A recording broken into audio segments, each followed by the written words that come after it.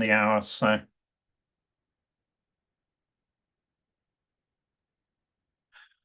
okay, welcome everybody to the July check-in meeting. We've got two items on the agenda today. Catching up on changes made to natural resources as a result of the June meeting, and that's with a view to getting us into shape for approval in September. And then the main item today is climate-related disclosures. And again, some further thinking from staff addressing some of the concerns that members were voicing during the June meeting. And we should have plenty of time to walk through the proposals that staff have made in response to the points raised by members. If we do get a chance at the end, we'll walk through some of the drafting, but the main focus will be to make sure that we pick up concerns or questions on the substantive items. And then that will lead into the August meeting, which will focus on, we hope, very much on drafting. So with that perspective, I will go straight to Edwin to take us into natural resources. So Edwin, over to you. Thanks, Ian. Let me quickly share my slides. Okay.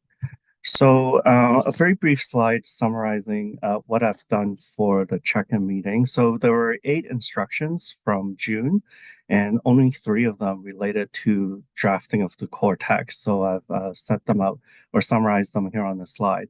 The first one that members will notice is that where we refer to natural resources in the June version of the ED, that has now been changed to tangible natural resources throughout as appropriate.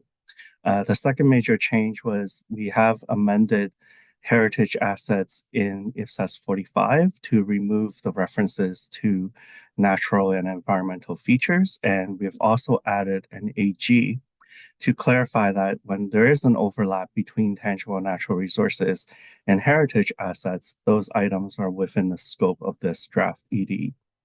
And the final instruction was really a catch-all for all the other changes that were raised in June. And I've summarized the key changes on this slide. So firstly, we've amended the SMCs. We've added wording in the first SMC to explicitly ask whether constituents are aware of any other uses of natural resources other than conservation.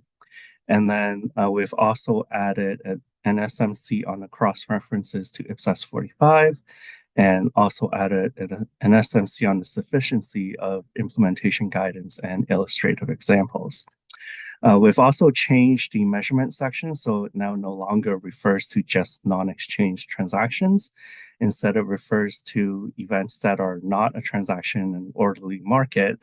And then we put in brackets, for example, non-exchange transactions or including non-exchange transactions, depending on the context of the paragraphs where the change was made. And then we've also removed the references to economic benefits, fair value. As we've discussed in June, the items that are within the scope of the ED will most likely only be held for their operational capacity. So that has been changed throughout the ED as well.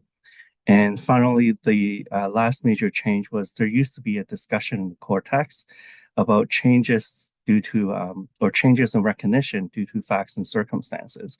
But that was really just repeating guidance that was already in IPSASB 3. So now we've replaced that guidance with just signposting to IPSASB 3 in the application guidance. So for a full set of all these changes, I've included a track changes version of the ED in agenda item 1.3.2. And before we get into the page flip, all the BCs have also been revised for these changes that I've just discussed. So let me stop sharing.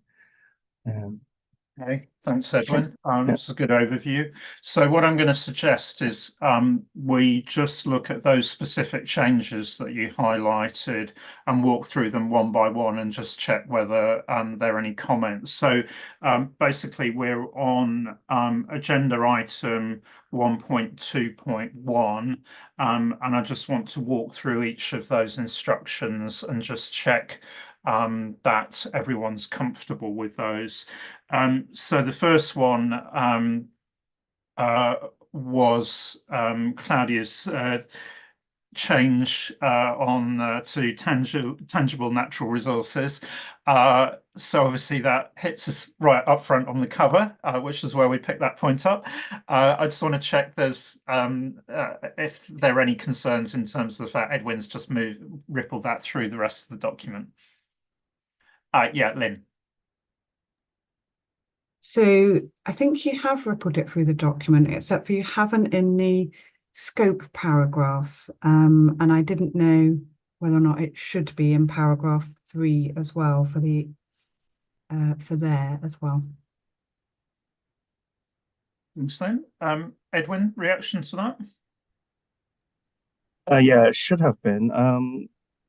Can you specifically tell me which subparagraph? Because it is in. Well, in the one I was looking at, the track changes version, paragraph 3 scope.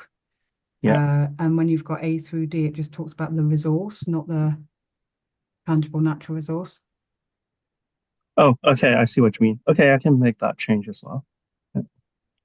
Yeah, it's just referred to tangible natural resources in the preamble, not the actual bullets, but I can make that change. Okay, thanks for that. Okay, so now then let's move on to the next one on heritage. Oh, sorry, Murray. Yes, I have a minor comment about the tangible natural asset, and I have very strange feeling about to use the word of tangible, and because IPSAS has the words asset and intangible asset, and the heritage asset. In case of the heritage assets, there is a word of the intangible heritage asset, and so I'm so confusing about the wording, and so consistent from the consistency, and I would like to ask you to have some advice or comment about my question. Thank you. Thanks, Mary. Edwin, to you on that. I guess we explained why we're adding tangible everywhere in the BCs. I don't know if we should bring that into the core text. I don't feel like it's a change that we do want to make, but I'm open to add more explanation if the board feels that it's needed in the core text.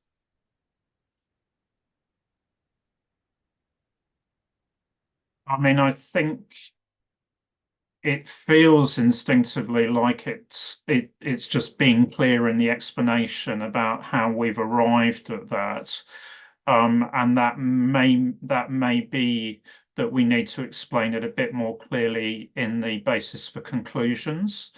I think we always get into this that actually, if we start trying to go down into detail in the core text, that probably doesn't help constituents as much as explaining our thinking. So maybe I'd suggest, Edwin, if you work with Mary on changes to the BCs to clarify that. Okay. Okay. That's good. Yes, Any other points on okay. My concern is about the terminology, the consistent terminology. So please explain at BC. Thank you. Okay. So then I think if we move on to the other changes and just go through those. So we've got the modification on SMC1. Yep, Andrew. Thanks, Jan. I just propose on the last paragraph that was added, where we ask if there are other examples of tangible natural resources, that we just add to the end there that would be in the scope of this standard. We don't want, realms of examples that would be in PPE or something like that. So just to narrow it down.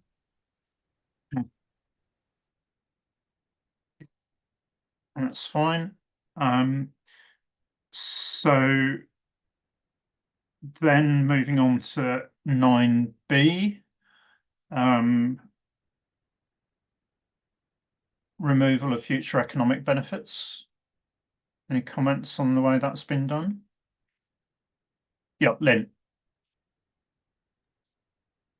So I'm not sure that this has been done consistently throughout, and I just wanted to clarify this for kind of, I guess, my benefit, but maybe other people's as well. So if we are saying that tangible natural resources by their nature under the definition to be a tangible natural resource, you have to hold them for service potential.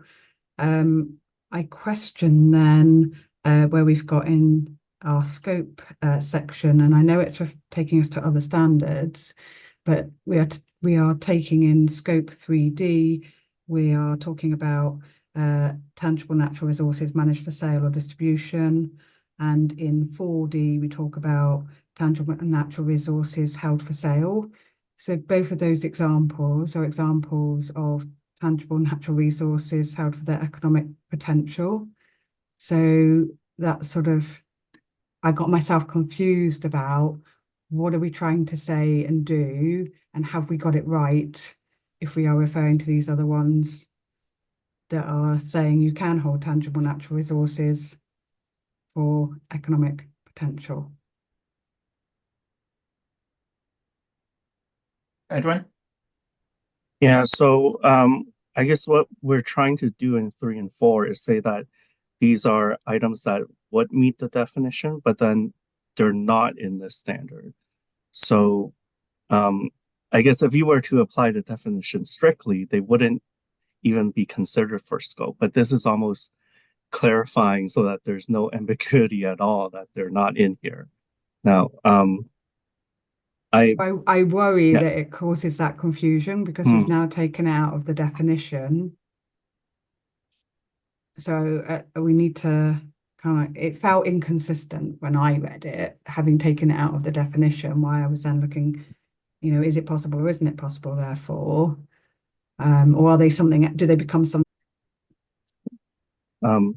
So what I can suggest is we can remove those items from 3 and 4 and then have an explanatory paragraph saying that, these other items typically are not in the standard because they're held for to generate economic benefits.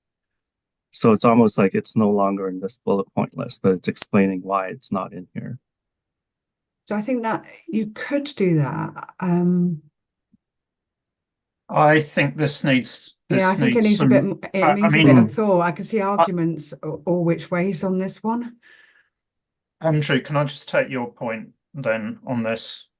It's just, sorry, and it's just to add to Lynn's concern. I think also when we read through this, we also struggled with the, just removal immediately of economic benefits. And for example, if you do have a tangible natural resource that is held for service potential, but perhaps does have some economic benefits as well, but that's perhaps not its primary use, is that now completely excluded from the standard or not? And I think just also, and I've seen through these paragraphs offline to Edwin, there's a couple of other paragraphs where it speaks about disposal or these things where it hasn't necessarily been flown through the ED completely. So also don't necessarily have a solution at this stage, but I do think it needs some more work, as Lynn is saying. I think we do need solutions at this stage, actually. So I would encourage both you and Lynn to have a think about what you think would actually help address the points that you're raising. And then I think Edwin needs to work with you offline to make the incremental changes. I think we're not after a major rewrite at this stage, but I think to make sure that that has been flowed through, if that's the change that we want to make. And I'm wondering whether we're just actually trying to tie this one too tightly at this stage. So I think that's the way we're going to have to go on this. Lynn, I'll go back to you and then to Renee. Yeah, so I guess it's, if we are we saying the definition of tangible natural resources is excluding economic benefits or not? If we think that it is including economic benefits, but actually where you're holding it for economic benefits, you go to the other standards, that's one solution. And therefore, what's left in this standard is held for service potential. You could achieve that, but you wouldn't make the amendment to the definition. You'd clarify that where you hold it for economic potential, you are automatically in a different standard. That could be a way of doing it. So, but if the board thinks you can never hold a tangible natural resource for economic potential, then you need to change the definition and then take it entirely out of scope. And I think that's your two broad choices here. And I think either could work. I'm in favour probably of the former.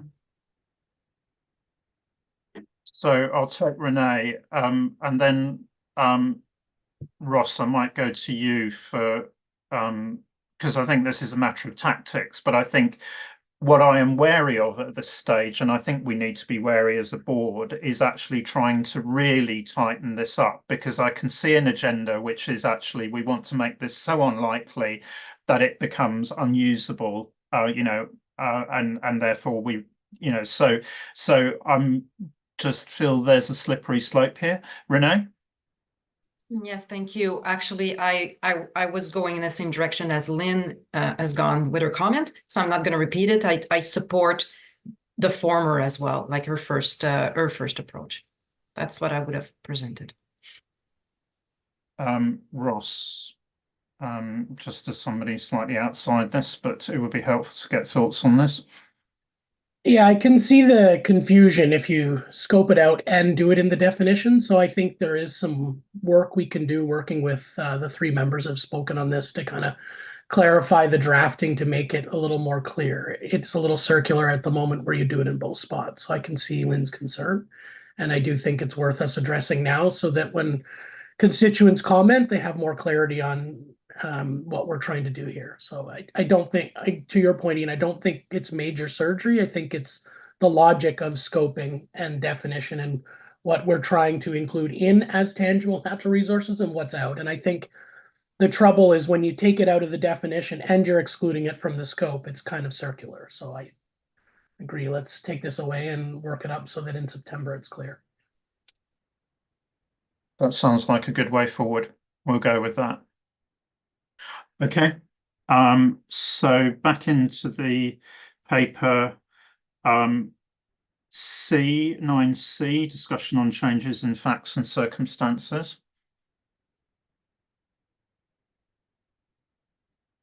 Any comments on that?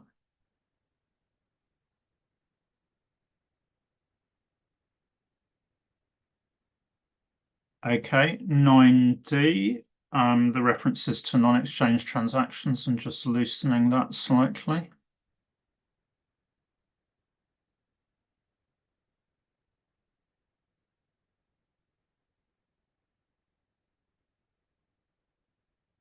Okay,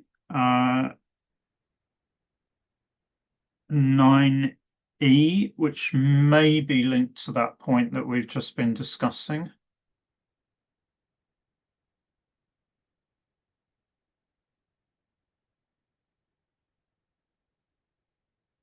And then we're into basis for conclusions. I think, Edwin, it may be best if we actually just walk through basis for conclusions, actually. You have to remind me whether we've done that before or not. We have at the June meeting. We actually skipped talking about the amendments to heritage assets. I don't know if you wanted to cover that. Well, I thought that was open when I took Mari's point. Oh, okay.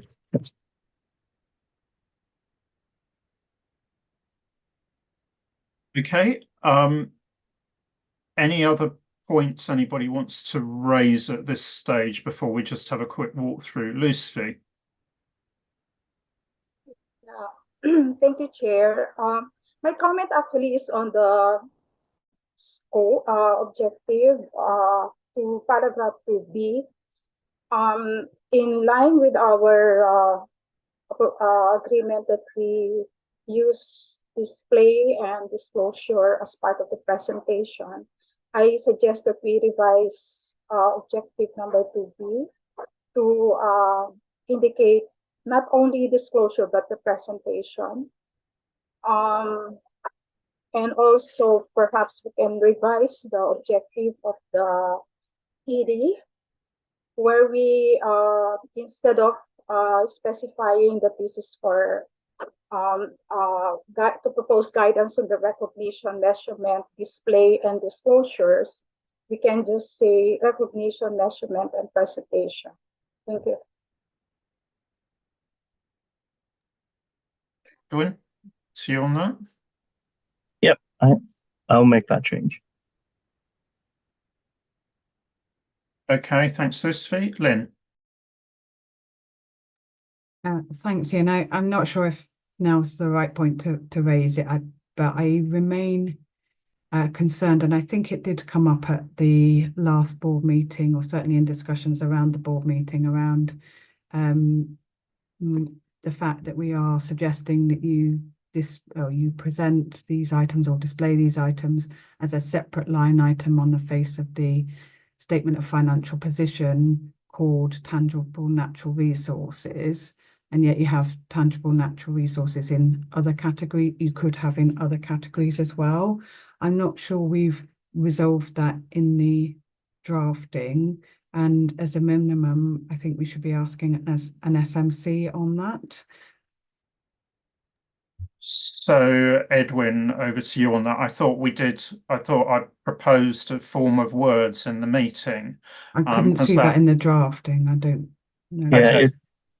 it's actually in, well, I've attempted to address it in Appendix B, so in the amendments to other IPSAS. Right now, we're proposing to amend IPSAS 1 to say you have to present tangible natural resources with a description of the purpose for holding the resource, and then in brackets, e.g. tangible natural resources held for conservation. So that's where I address the point. I think it would also be useful to address it in what we've actually got in this standard as well, my view, because I don't think we explicitly say that in this standard. I think that's probably was my expectation as well, actually. So perhaps that's something to just work with Lynn to make sure that we get that wording in, and maybe just go back to how how I proposed framing it in the recording of the last meeting to make sure we've got it in there. Yep. Okay. Yep. Good. So I think then we were going to do just a sort of section by section walk through. Now, obviously, you've got both markup and plain, but it's probably easiest for the walkthrough, we use the plain version, if that's okay. And people can bring up their comments, but I think there's quite so what we'll do is Dave's going to lead us through section by section, and then we'll just pick up members' comments as we go. Thanks, Ian. So I'm on page 6 of the exposure draft, a clean version, section objective, paragraphs 1 and 2. Then I'm moving into scope, which is at the bottom of page 6 and the top of page 7. Definitions is on page 7. Recognition begins at the bottom of page 7 and goes into page 8. Now I'm going to measurement, which begins on page 8 and goes all the way to page 10. Yeah, Yakuba, where are you? Thank you, Chair. I don't know if it is editorial or not, but when you put intangible matter on non-exchange in the bracket, it's different if you translate for example, into French, when you replace it by a comma. So I don't know if it's editorial or not, but putting the non-exchange in a bracket when you are trying to translate is completely different. So I will prefer the wording you set in December 2023 with the comma.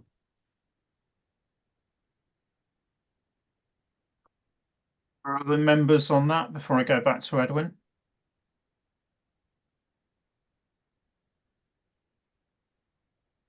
Edwin, I think that's probably something you're going to have to go out of session on.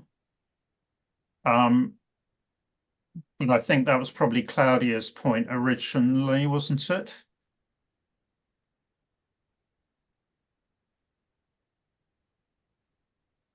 Is that right? Because I was Yeah, it was. Okay, because I was going to suggest that actually if you take it offline with both Yakuba and Claudia, that's probably helpful because then we can pick up whether there are likely to be translation consequences into both French and German. So that's probably quite helpful. Yep. If that's okay. So Noyati, you were next, and then to Claudia.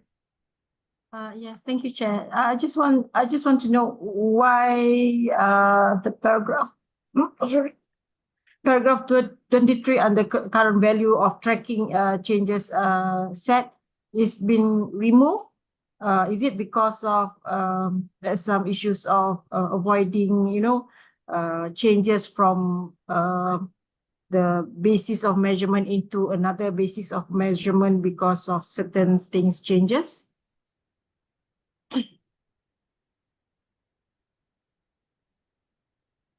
Edwin?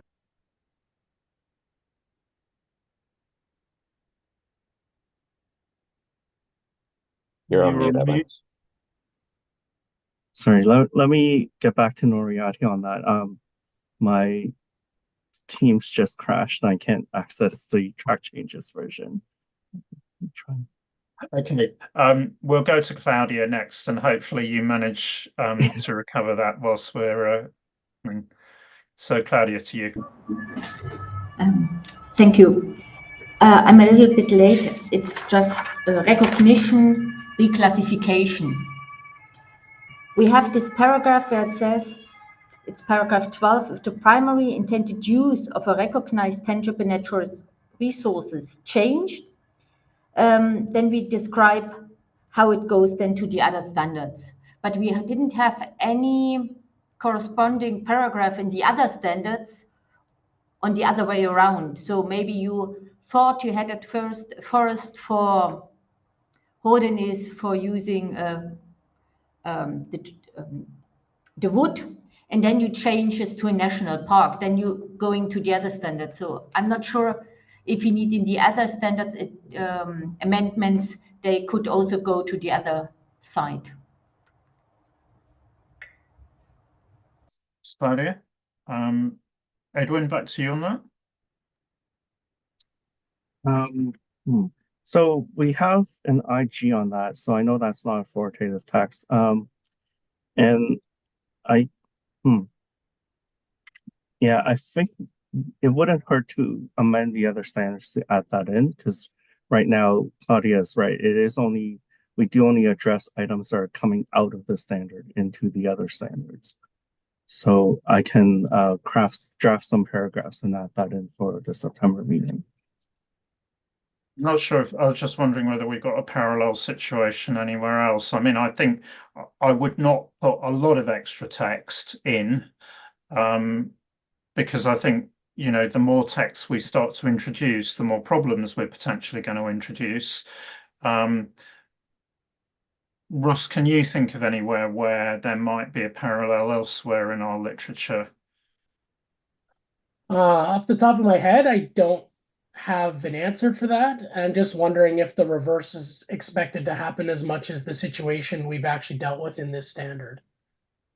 And that might be a reason to do it or not to do it. So maybe if we just take this one away and think it through, if it does make sense and we think that the reverse is likely to happen, then we might want to add those paragraphs just for clarity.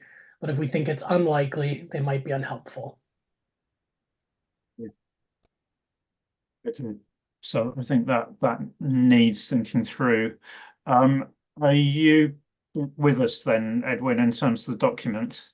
Yeah, so for Noriati's comment, so the paragraph 23 that was deleted, that was talking about when you should pick between fair value and current optional or current operational value.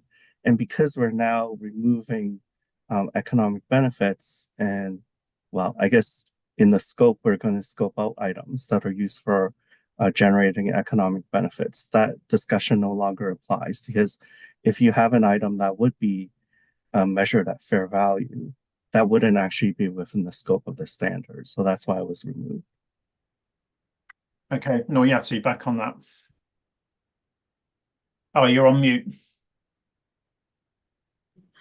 Yes, but if it is since you already move out the definition of service potential or the capability to generate economic benefits, or both, since this is still a question whether there should be to economic benefit or not. If it is after this discussion, I don't know, then supposed to be under 23, it should have, isn't it? Because the fair value is because of the economic benefits, is it?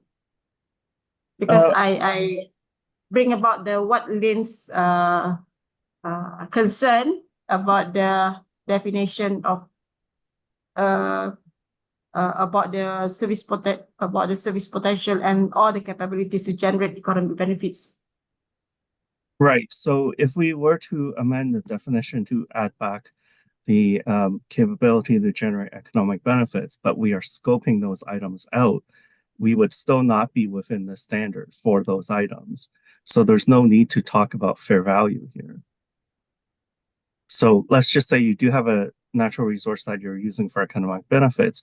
And let's say, for example, it is a PP&E. You would be in IPSASB 45 already. So you wouldn't be in this paragraph, and there would be no need to think about fair valuing. But I just I wonder if there is a natural resources, let's say a river is in the natural resources area. In you got a jungle or something like that, but we recognize them as natural resources. But at the end of the river, there is a catchment area whereby we can use that particular source of water to, you know, to pipe the water into a household, something like that. So, and then that particular house have to pay the bills of the water and something like that. So, are we going to put it as an economic benefits on that? So I would argue that the portion that's used for economic benefits would be a separate unit of account, and you wouldn't necessarily be in the standard for that portion of the river. You would have to essentially break it up into different assets.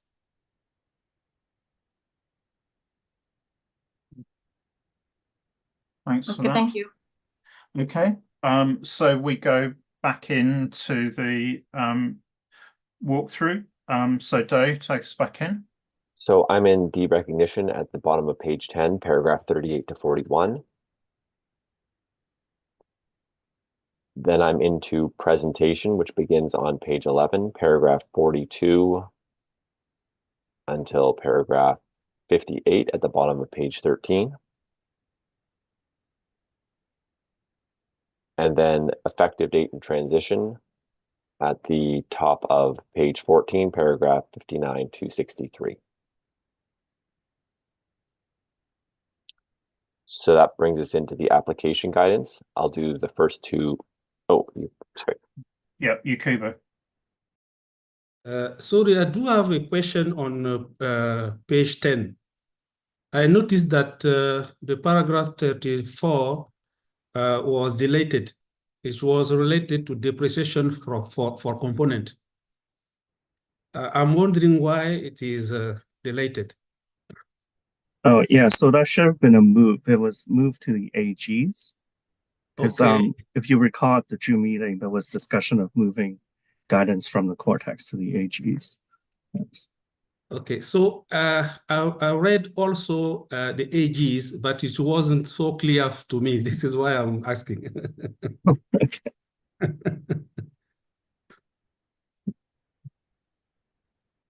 Yeah, that paragraph comes up when let's see, in the discussion of unit of account now, I think. Yeah.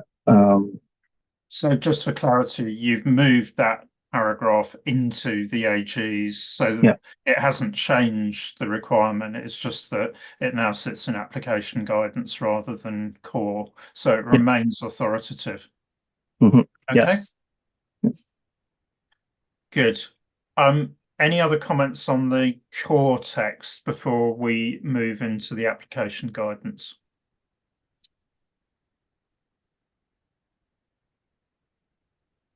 Okay, Dave, back to you.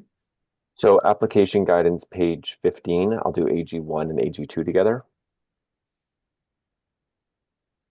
Then I'll move to the bottom of page 15, scope, AG3 to AG7. Definitions, AG8 and AG9 on page 16. Andrew. Thanks. I have concerns with AG9, where we list a couple of examples there. I know we're trying to potentially give examples of assets that would be within the scope of other standards, but that's currently not clear if I read the paragraph. It sort of concludes with, an entity should assess. And I wonder whether we should rather take A to D and conclude and say this is property, plant, and equipment in the scope of IPSAS 45, for example, rather than leaving it open to interpretation. It doesn't feel like it adds guidance. It rather just muddies the water at the moment. Okay. Edwin. Yeah, so now that I'm starting to write the IGs, I did actually delete this paragraph and move it to the IG on scoping. So it will be moved for the September meeting. Yeah. Okay. So I think just work offline with Andrew if you can on that to make sure. It sounds like in principle that's the right way forward. But yeah, if you can just do that, that would be okay. So that brings us into recognition, bottom of page 16, paragraphs AG10 to AG25 on page 19. Then we're into measurement on page. Yep, Yakuba. Yeah, on AG22, I was saying right now that it was not clear to me because when it is worded, it is said, for example. So I'm not sure putting, for example, means it is mandatory as well. So maybe we need to remove, for example, but keeping but same time keeping the wording like it is in the way it's said. Okay, thanks, Yakuba.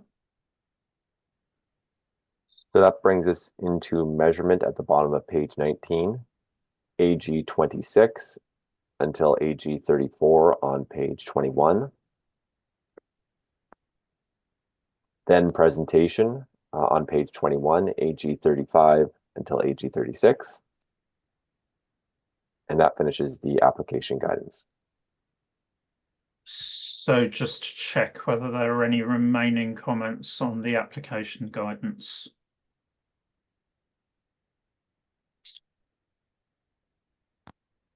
Okay, not seeing any hands raised. So Appendix B is amendments to other IPSAS. I'll start with IPSAS 1, which is on page 22 and goes all the way to page 23. Next is IPSAS 12 on page 23. It goes to page 24.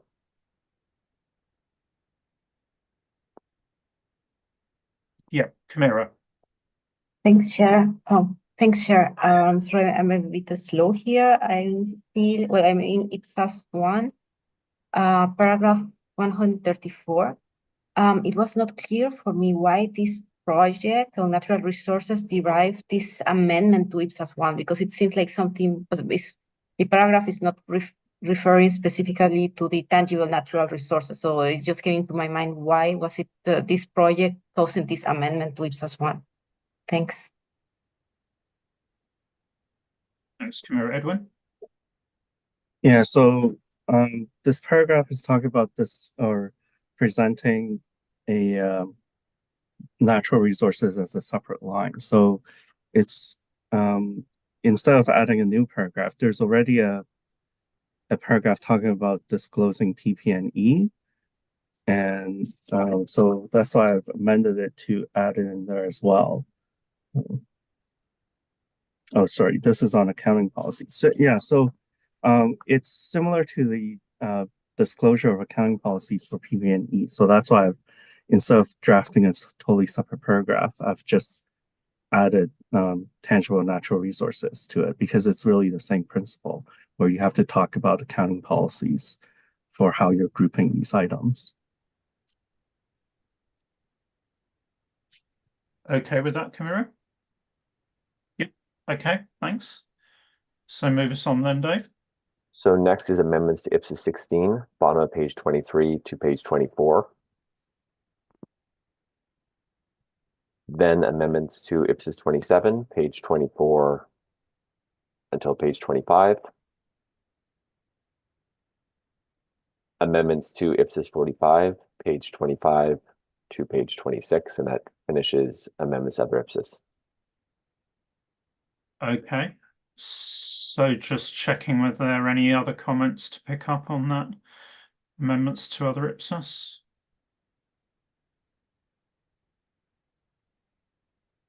Okay. So that brings us into the basis for conclusions. I'm on page 27. I'll do the introduction section, BC1 to BC4. Then the scope section, also on page 27, BC5 to BC7. Definition starts on page 28, BC8 until BC15. Recognition starts on page 29, BC16 until BC19. Measurement starts on page 30, BC20 until BC25. Derecognition is one paragraph on page 31, BC26. Presentation is also on page 31, BC27 until BC31. Effective date and transition starts on page 32, BC32 to BC33. Application guidance, BCs begin on page 32. They are BC32 until BC39. And then the last BC on amendments to other IPSAS, BC40 on page 33.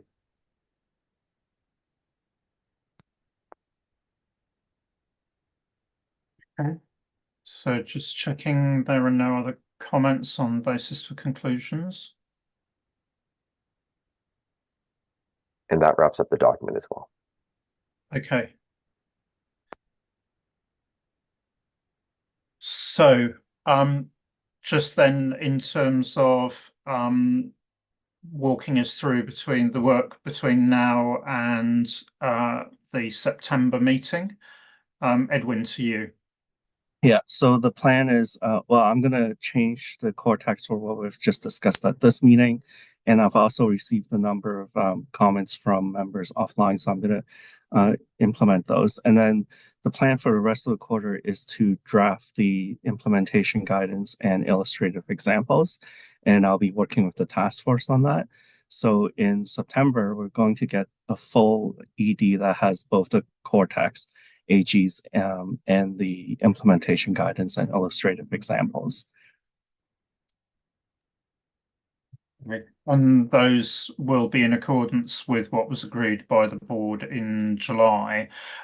So in accordance with our previous practice, where we have non-authoritative material that's been worked on by the task force, we're not going to do a detailed page flip on that additional non-authoritative material in September, but it is open to any board member that has concerns on any of the concerns on essentially principles in any of the AGs or the IGs to ask that we discuss those in the board session in September. So we'll take it in that way. Obviously, during the session in September, if there are remaining editorial points,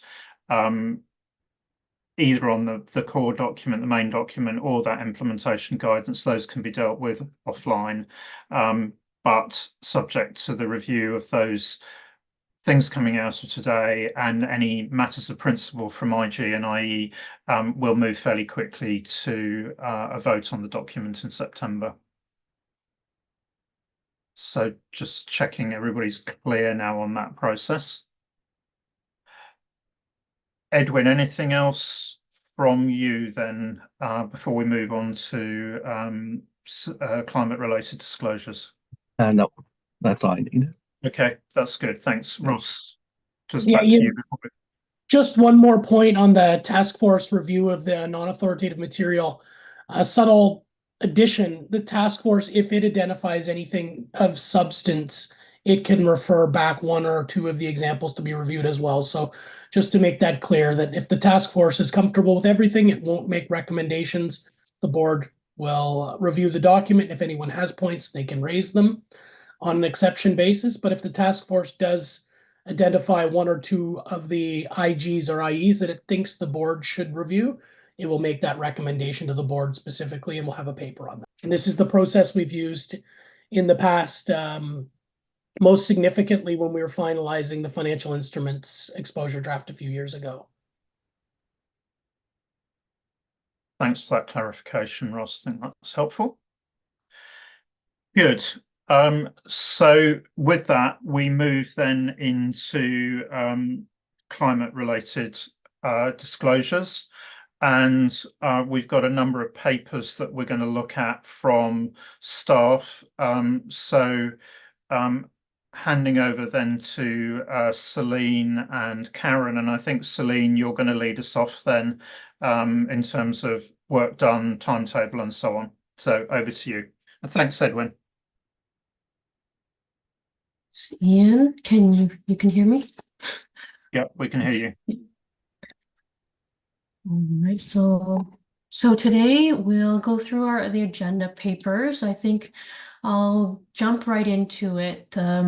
First on project management and next steps. So today we'll focus on key June instructions. So we have two agenda papers on two of the major June instructions around scope and structure. And we've addressed all the other June instructions, and that's in agenda item 2.1.2. So if there's any other comments or concerns about the other agenda item, the other instructions and actions, then please reach out to Karen and myself. We won't be going through those in detail, but as Ian mentioned, to the extent we have time remaining at the end of today's session, we'll do a section by section review, and we can raise some of those, but please do reach out to Karen and I if you had other questions or comments on those other June instructions.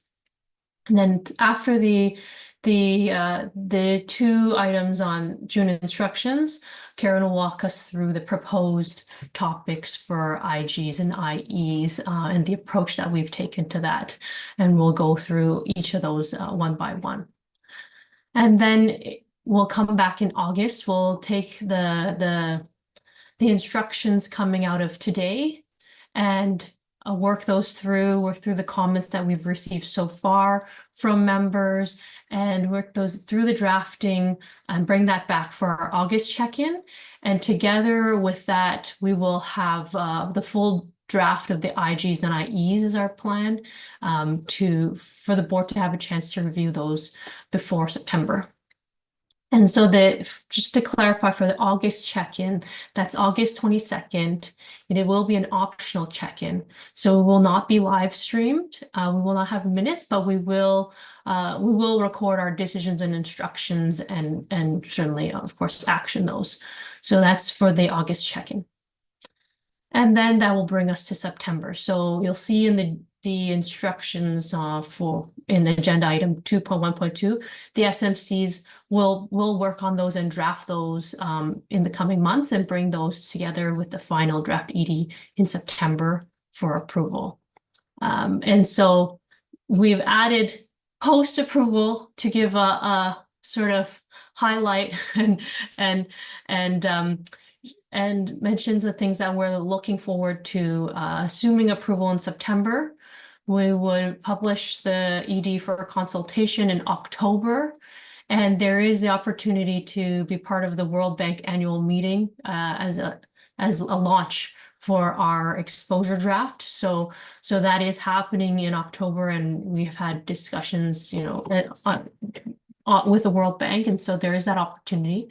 And then we will also be having the roundtables in October, I think really through September, October, November after approval with FOCAL in Latin America, Middle East, North Africa, and Asia through the 2024 year, and other regions are expected in 2025.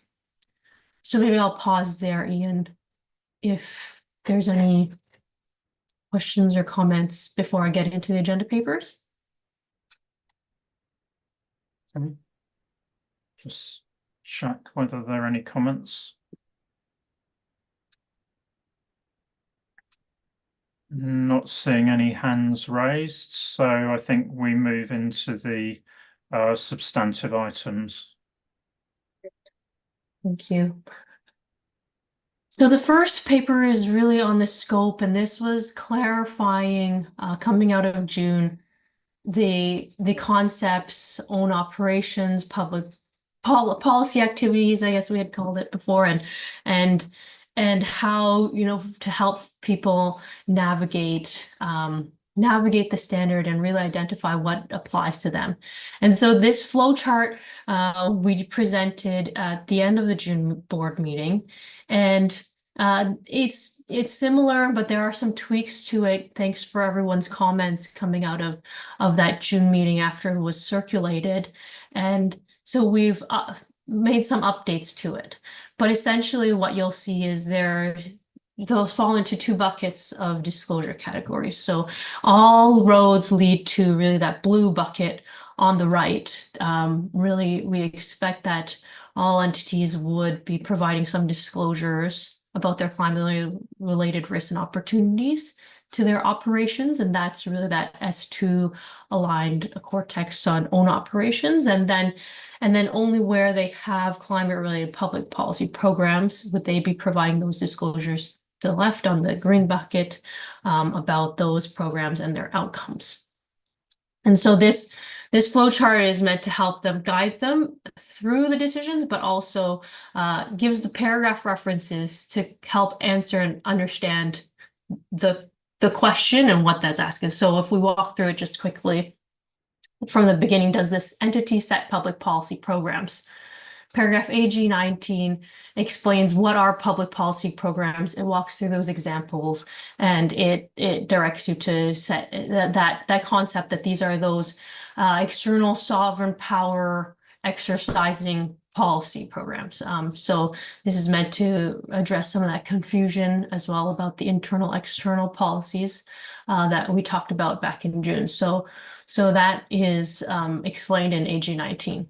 If you do have them, then it goes to is the primary objective of these public policy programs to address climate change. So AGs 20 to 21 talk about primary objective. So there's this slight tweak here from, I think previously we talked about if they're explicitly designed to address climate, and so primary objective is taken from RPG3. So we've pivoted a little bit given some of the comments that we received to leverage RPG3's concepts of service performance objectives. And so AG 2021 are really based on RPG3 and what you would look for when you're thinking about, is this my primary objective? And so if it is, then yes, you will provide the public climate-related public policy programs disclosures about the programs and their outcomes, which is all outlined in AG 25 to specify, okay, what paragraphs of the core text, what paragraphs of the application guidance you should be referring to if you're providing these disclosures. And then in addition, you would still be looking at those disclosures about climate-related risks and opportunities to the entity's own operations. So, if we can pause there on just the flowchart, and I then think if we pause there, Celine, because recognizing this came in late in the June meeting, and it's pretty important in terms of the overall approach to the document and to the thinking. So I've got a couple of hands raised for that. Camilla, I thought you were first before Lynn, but so if you go first, and I'll just take a round of comments and then go back to staff. So if I can go to you, Camilla, first, and then Lynn. Thanks, Chair. Yes, I find this graph quite useful. My only concern is the wording when we are just focusing on is the primary objective of this policy, because if we do that, we are restricting the use only because if you think about the country, okay, which entity is the one who has a mandate related to climate change? Most probably will be the Ministry of Environment. And if we are saying that the public policy program must have as a primary objective to address climate change, then only the Ministry of Environment will be allowed to provide these additional disclosures. But if we rephrase it a bit as maybe that this public policy program somehow contribute in addressing climate change, then we are opening a bit of the scope so that other entities can also provide those additional disclosures. Because, it's not only about the primary objective of the public policy, but there are also programs that they are not directly related to climate change, but as externality, or let's say as a consequence of that program, they are also contributing to climate change. So that would be my suggestion, to broaden up a bit so that more entities at the country level are allowed to provide those additional disclosures we are proposing. Thanks. Thanks, Camilla, on that. Now, before we go back into that discussion, because it was a discussion that we had in June, what we tried to do was actually make this practicable and keep it focused, because there is a risk. And bear in mind, these are additional disclosures over and above IFRS, S2 disclosures, that this suddenly widens everything. And there is a pressure then on entities to report on everything. So this was why the principle is what we've tried to do is to make it a requirement where that is a primary objective. That doesn't stop you doing it if you have other other programs that you feel it's relevant, or your stakeholders feel it's relevant. But if we open it too far, then we're just going to make this undeliverable, and there is a risk. There's risks either way. So just remake that comment before we get into the round of comments. So Lynn, then Mike, then Scott. So mine was a really brief comment. I think the word additional needs to be in the left-hand box, not the right-hand box. Everybody does the right-hand box disclosures. It's the left-hand box that is additional. Yeah, thanks, Lynn. I think there might be the problem with these flowcharts is actually conventionally you draw them with the yeses all down one column, and this flowchart would actually work better if you had the no's, which would then take you to that blue box without additional and underline that pretty much everybody is going to be doing that blue box. And then you have the yeses on the other side with the additional disclosures if you have public policy programs. So if everybody's okay, then I think that would just provide that clarity. Okay, Mike, and then Scott, and then Angela and Liang in that order. So thank you, Chair. I just want to reflect on what Camilla mentioned and on what you, Ian, have mentioned. I agree on that practical solution we came to in our last meeting. But however, I think that flowchart really does not fit to the AG4 and 2022, because AG4 and 22, in fact, they open up our draft for the from the non-climate, directly climate-related policies. And I think that's, that in the AG, that's hidden in the later part of the standard, but there's a very broad and much content lying behind AG 4 and 22. So I think we need to really ensure that EG fits to the scope, including that flowchart. And I think at the moment it does not fit. So two solutions: we could align the AG, or we could here, I think, in the flowchart add a dotted line or something like that, taking into account that there is a link between that non-primary objective-related policies to that AG 25 as well.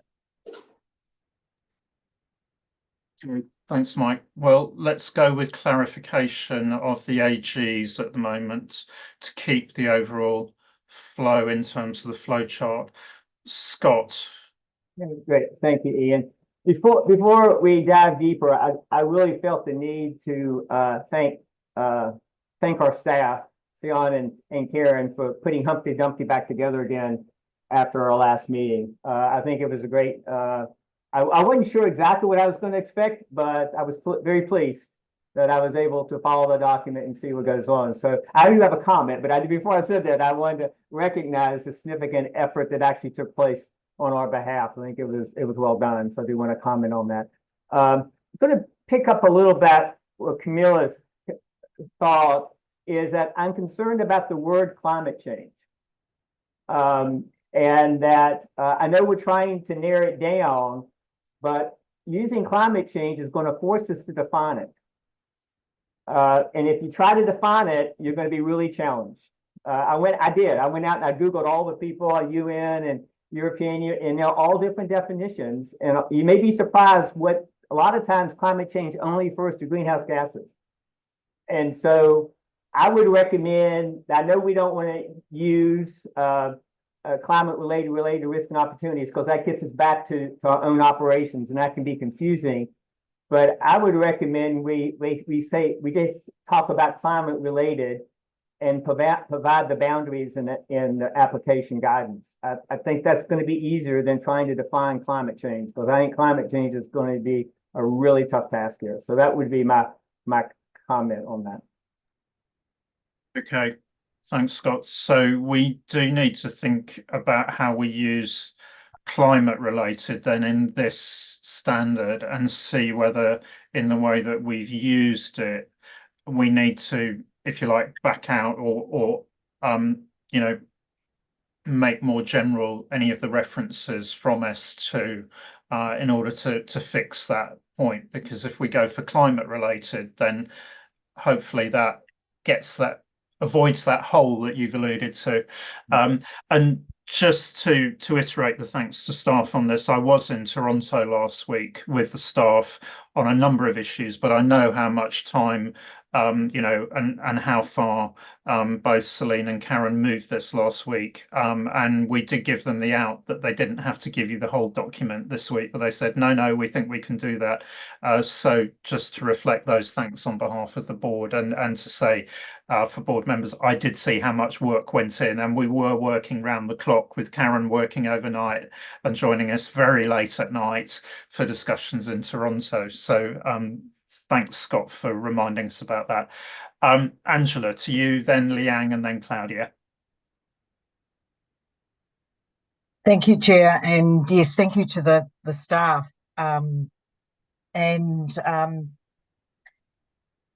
Yeah, I think I found this latest draft quite enlightening, actually. enlightening in concerns over how an entity will implement the climate-related policy programs disclosures.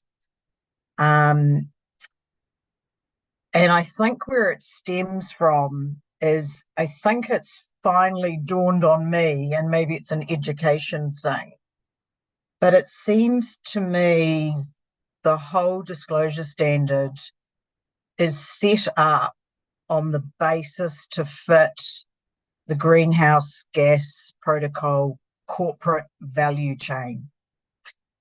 And one of the issues I have with the definition of own operations, with the diagram, with everything we're trying to achieve, is I realize we've got an almost impossible task to separate in our public sector agencies and entities activities that will fit nicely into scope 1, 2, 3 emissions from the corporate value chain.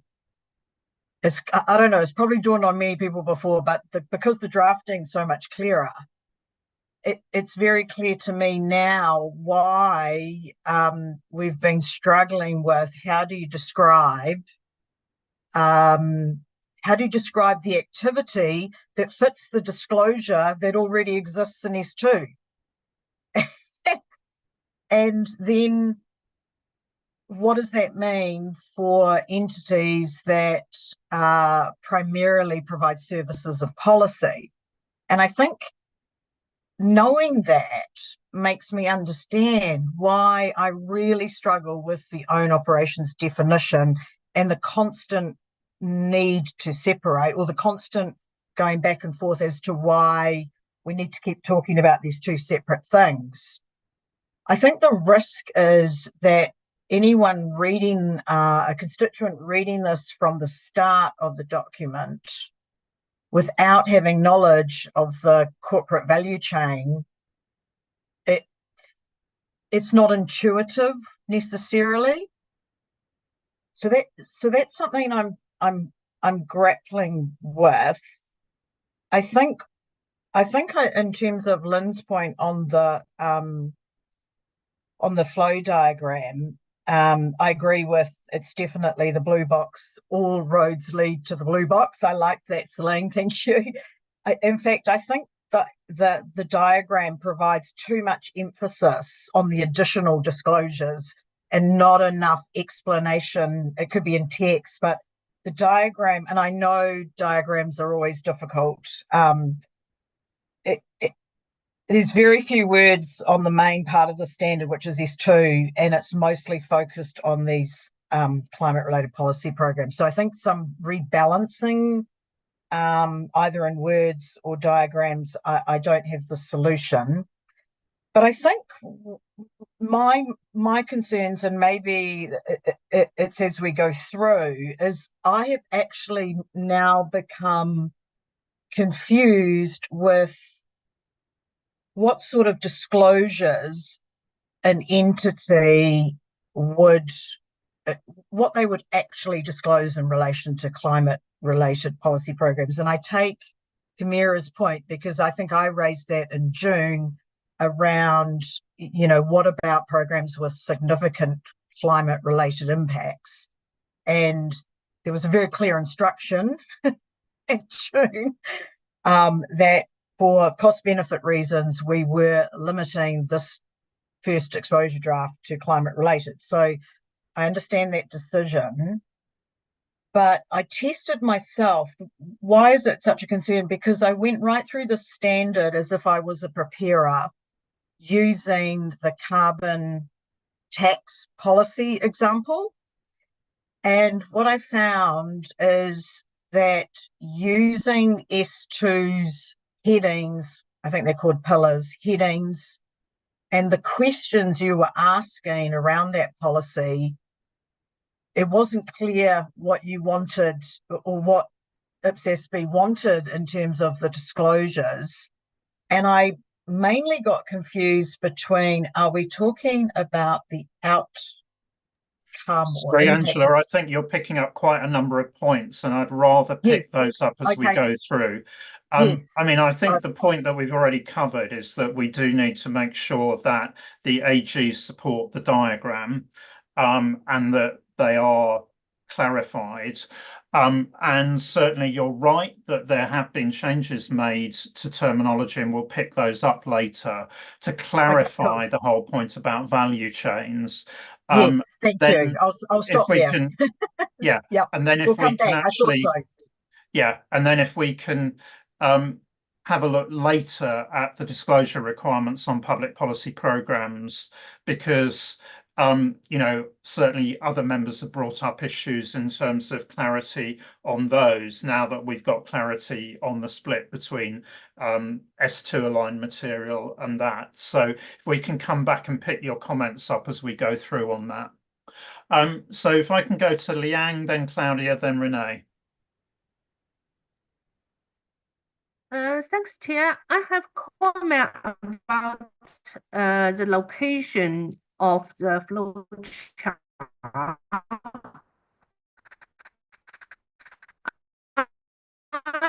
Sorry, This Liang, flow you're chart is breaking up helpful, at the but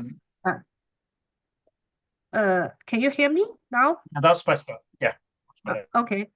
I mean, whether we have previous practice to put such a flowchart into the context of the standard. My experience, maybe normally we will put such flowchart into the AG, and in the context, normally we will use text to explain the requirement.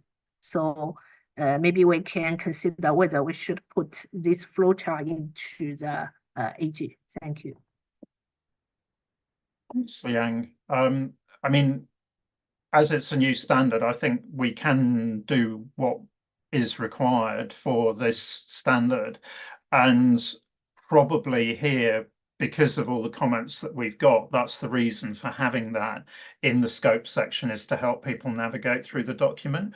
So it is, you're right, it is a departure from our normal practice, but then this is a new standard. So I think we can, you know, our constituents can, we're obviously going to have an SMC around this.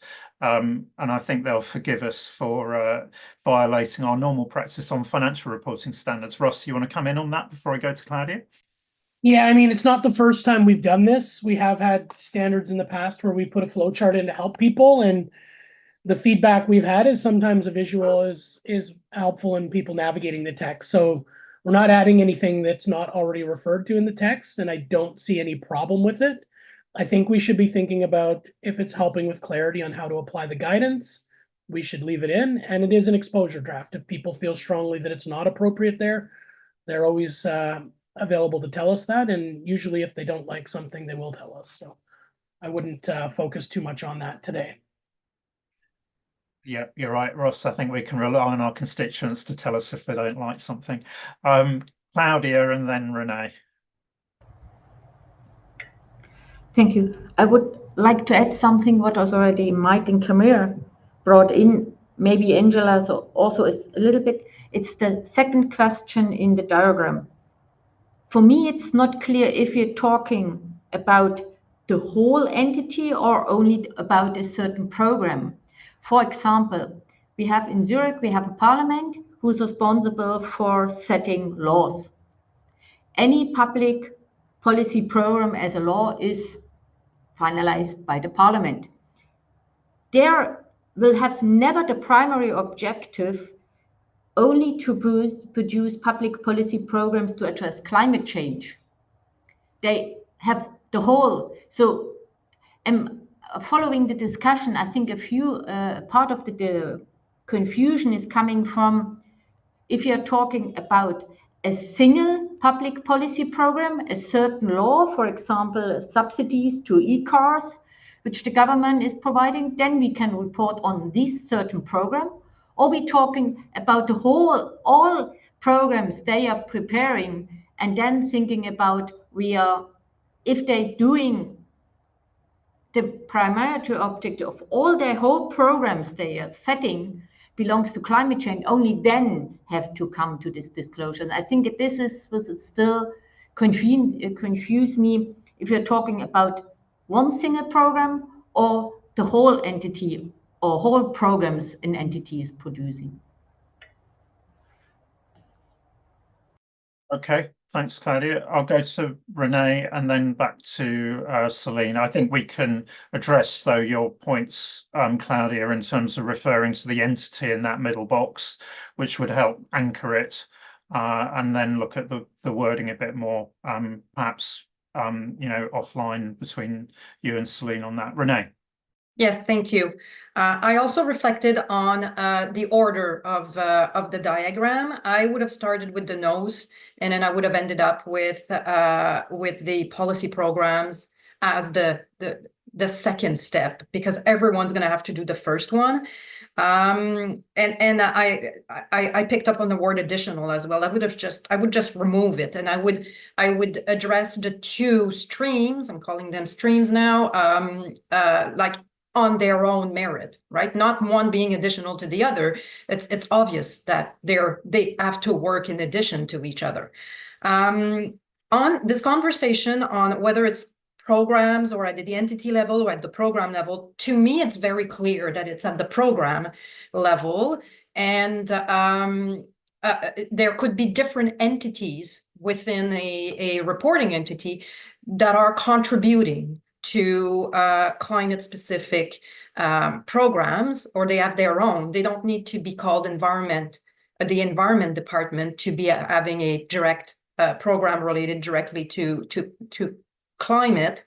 So I would clarify that, and I'm reminding myself that split is going to require significant judgment in many cases. And we're dealing with a lot of gray areas here. And I think as a standard setter, we shouldn't get bogged down by that. We should provide the principle, recognize that the principle will be applied differently in different circumstances, as long as it's a logical outcome for the entity that is reporting.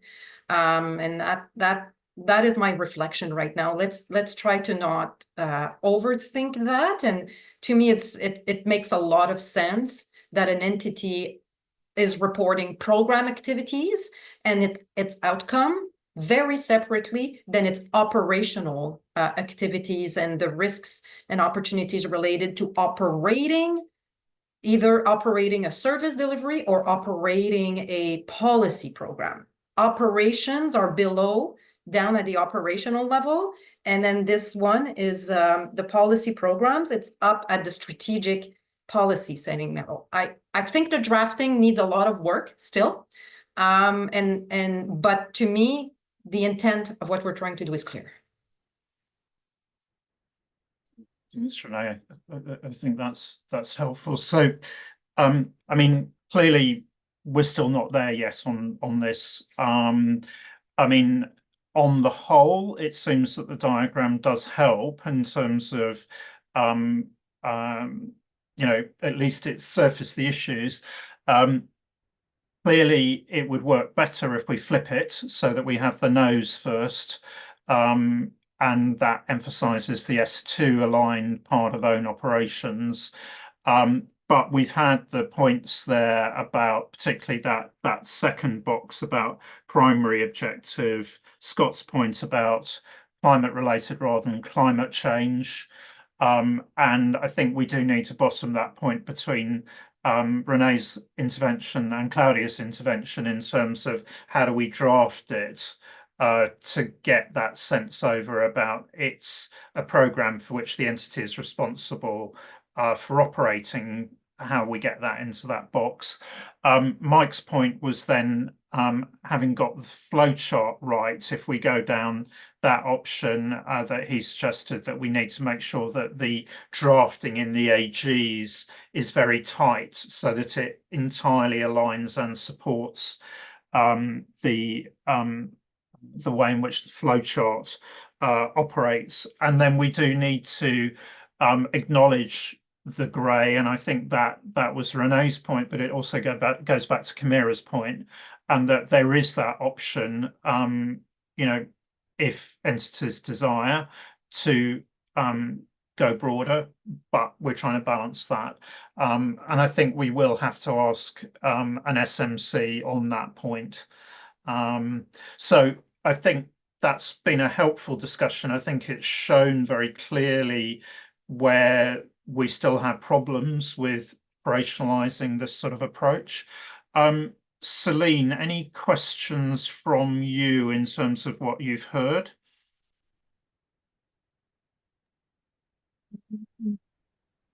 No, I think it's clear. I think on Claudia and Ray's point, we'll just tweak the wording. I think I agree. It should be, and it's probably just through all the different drafting changes that we made, that it should be, and the policy focus a single policy, Claudia, to your question, rather than as if it's for the whole entity. And so we'll work on the drafting and certainly make things clearer. I think Mike, I might circle back to you on your comment about where we feel it's not aligned, or it's what we want to say in those AGs to align it better. But I think it is that gray area that we were trying to balance, where we're saying you could still provide the disclosures, but it's not required. And so the flow chart, I think, is meant to show what's required, and then we're leaving that open to make it quite clear in the AGs that you could still provide those other disclosures for other non-climate related policy programs. But I'll reach out and we can clarify what other thinking you might have on that. That's good. Thanks, Celine. So let's move on then into the clarity that you've tried to provide on own operations and public policy programs. Yes. So with the flow chart, we do still have the two streams, and we did try to think about how to clarify these further based on our discussions in June. I think there was an instruction to think about how we could simplify and clarify, and if we could really maybe just focus on defining public policy programs. But after working it through, we felt that we still needed a sort of shorthand for the majority, these own operations. So we've kept the term own operations, and this applies to, and what we try to clarify is that it really applies to all of the activities of the entity. So the activities, as we've just talked about a bit, is that it can be all of the range of public sector activities, ranging from service delivery to policy development. So that policy activities and the activities of the entity to set those policies is actually included in own operations. But what we're differentiating is that the outcomes, reporting about the performance of programs, that is not included in the scope of own operations, but that sits in reporting on that green bucket about your climate related public policy programs. And so that recognizes the subset of all public policy programs. And so what you're required to disclose is about the climate related public policy programs and their outcomes, rather than all, but we did leave that space in the AGs that you could potentially report on those other public policy programs.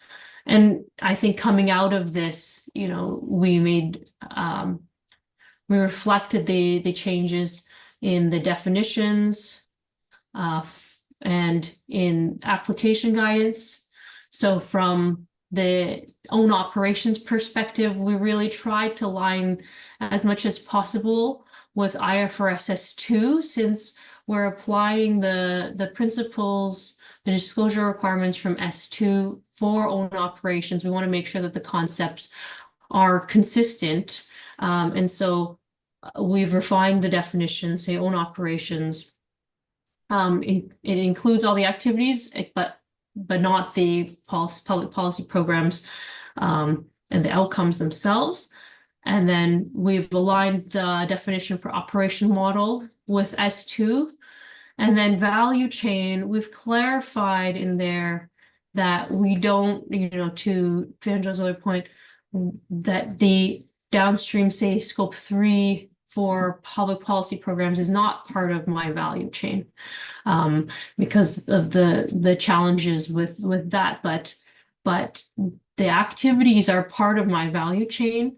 Public policy, setting is still part of your value, but not intended to be those downstream effects of those programs. So those are the changes related to own operations. And then we refine the definition and application guidance related to climate-related public policy programs. So that shift that we talked about in June, going from policy activities to clarifying, and hopefully the definitions and the term public policy programs better addresses that. So that is primarily the changes to the definitions, to the scope, to the AGs, to clarify those concepts, and then providing in the AGs also that sort of pointing folks to all the relevant paragraphs for each sort of stream and what relates to each. Ian, I'll pause there. Okay. Yeah. I anticipate we'll have a fair amount of input at this stage. Yes. What I would suggest is that we take our 10-minute break, charge up on the coffee and so on, and then we'll head into taking comments on those definitions and the changes made there. So if we can come back in 10 minutes time, please, and that'll be 25 to. Okay, see you shortly.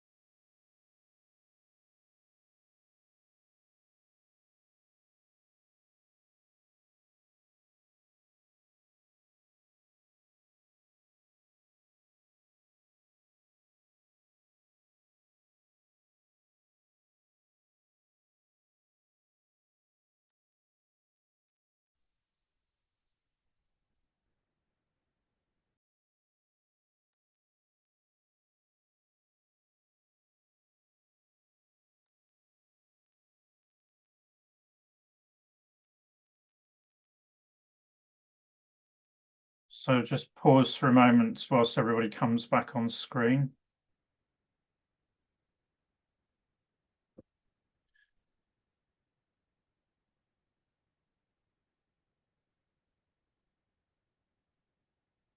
So to provide a bit of structure for the discussion, I think what we'll do is I'll take comments first on what's been done broadly in terms of trying to clarify between own operations and public policy programs.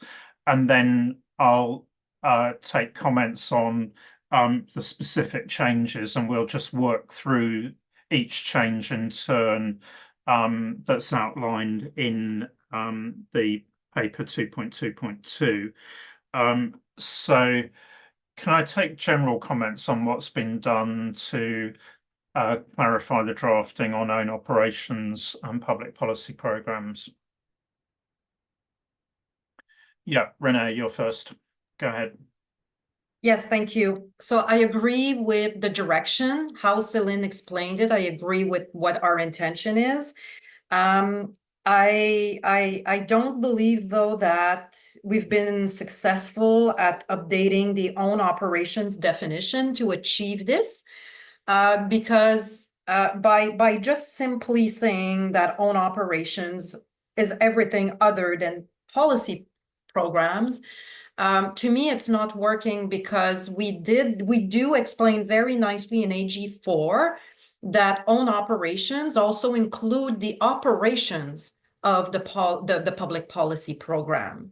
So I would be a lot more comfortable with a definition that articulates more specifically, more explicitly, that what we mean is operations that include all of the activities of an entity, maybe all the operational activities of an entity to support things like service delivery and policy and setting and monitoring.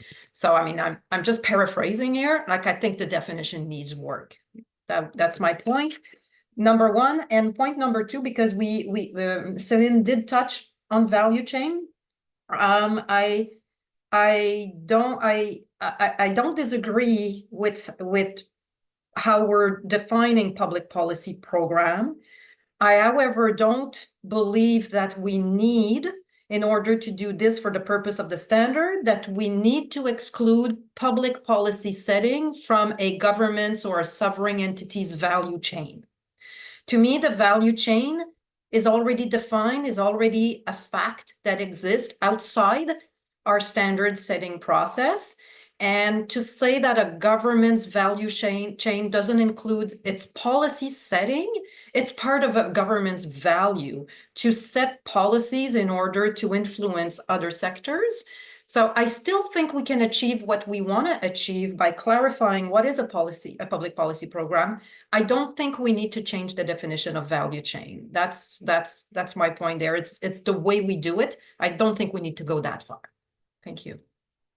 So I want to come back to value chains later, because we spent quite a lot of time backwards and forwards on these definitions last week. And just to set the context, basically what we are trying to do is actually be absolutely crystal clear about what the differences are between the private sector and the public sector. And the issues that gets you into are that S2 doesn't have definitions of own operations and public policy programs. But it does have a number of definitions that, if you tie them to own operations, you have to then be clear about what's the incremental ask here, and that's what staff have actually tried to do. So I want to, I can understand what you say in terms of, if you like, the hard scope out that's been done in the proposed definition in 11, are referred to in 11, but I'll take other comments. So next to Mari and then to Mike. Thank you. I have a similar view about the entities or operations, like as the Luna. Yeah, paragraph 12 states. Could you speak a bit closer to the mic, Mari? Yes. It's not coming through very clearly. Sorry. Yeah. Entities' own operations will include all of the activities performed by entities, and it's so broad definition, and so the maybe the core text in the core text, all operations are entities activities other than public policy programs. It is separate from the public policy programs. However, the operational model, the definition is transforming a system of transforming our inputs through its activities and into outputs and outcomes. That means, from my point of view, it is a policy formulation. It related to the policy formulation, and so it is not clearly definite, clearly separate the entities on operations from the public policy policy program, and so it's my point of view. Thank you. Sorry, Mike, and then Angela. Thank you, Chair. I want to build on that what I have commented before on the flowchart. It's on para 14, which now describes that option for reporting for non-climate related policies. I think that option has really, if you decide to go for that option, has really far-reaching consequences. I think there's no doubt that really core. And therefore, I don't think it's appropriate to mention that option just in the AG. And so my proposal is not mention it only in the AG, just to put that also in a small part in the scope section, because otherwise, if you run through the core text, you have a certain feeling of what's covering, what's not, and then suddenly you read AG4 and EG22, and then you have, let's say, a surprise of something you didn't expect. And so, as we have that far consequences, also we should mention that in the core text in the scope section. It's Mike. I think we can fix that and understand the point you're making. Angela, and then Andrew. Thanks, Chair. On a very positive note, I'd just like to congratulate the staff on bringing into those AGs a more realistic picture of the breadth of entities within the public sector and painting some pictures around their functions. I think that was very, very helpful. I think there's some improvements on where does that lead to in terms of disclosures, but and my only other opening comment was I think the definitions up front need some work, but I understand now the challenge much more and why this has been so difficult. And in some ways, own operations is a shorthand to say those are the activities that would fit within that corporate protocol that's already developed. So I can now really see why we've struggled with it. I don't know the answer. I don't know whether to make it a better definition of own operations that fits with the corporate protocol, or whether we don't have a definition but kind of say it's a shorthand so it almost doesn't feel like it should be a definition, but I can see the challenge in trying to label the stuff that goes effectively in S2. So I have other comments on public policy because I have some questions actually, but I'll leave it at that as opening comments. Thank you. Thanks, Angela. I mean, I think what staff have struggled with, and this is always the case, where you have to define one thing and then everything else is something else, and so you need that split, and it's helped. So I think we're probably stuck with that. And it's helpful the support in terms of what's been done in AGs, and I think we're clearly going to need to do more, for example, based on Mari's comments. But Andrew, to you next. Thanks, Ian. So perhaps similar to Angela's comments, I also found the distinction direction of travel quite useful in terms of drawing the distinction. And I think reading through the text and the disclosures that are required, I could actually start seeing myself understanding where we're going and what's happening here. I don't necessarily have the concern of some other members that we need to get a different definition for own operations. I think it is the residual. It's so broad, it's everything.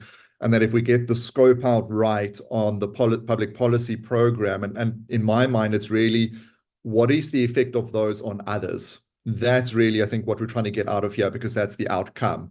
I think if we can get that right, then I think we're heading in the right direction. So I've also got comments on the definitions, but I'll reserve those till we get there. Thanks.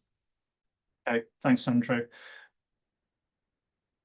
So I think it feels like we've got further to go here, but we're, members are broadly content that we're heading in the right direction. I think clearly it would be helpful to see those sort of suggestions, and that, we're kind of starting to move into this convergence phase. So, where members have got thoughts on how we approach it, that would really be appreciated, I think, particularly how, and this starts to set the scene for the discussion that we'll move into on the definitions, where we've tried to be very clear about what's over and above S2, i.e. what are we building on top of the global baseline if you look at it at a very high level.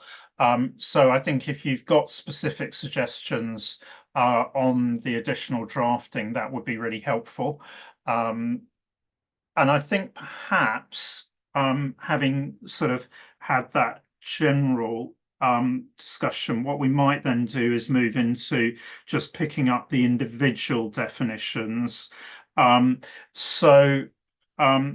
We talked about that split, and I know that there were concerns about just actually have we been too black and white in terms of that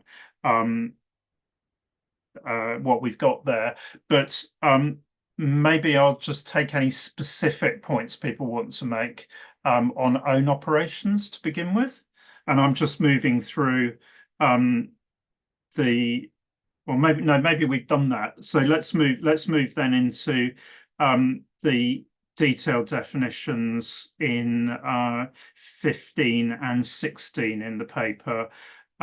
So operational model next.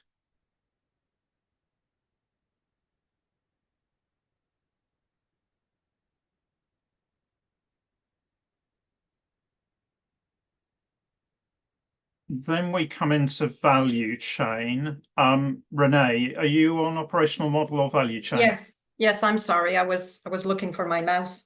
Okay. I know that we brought in here inputs and outcomes in the definition of operational model, and we're talking about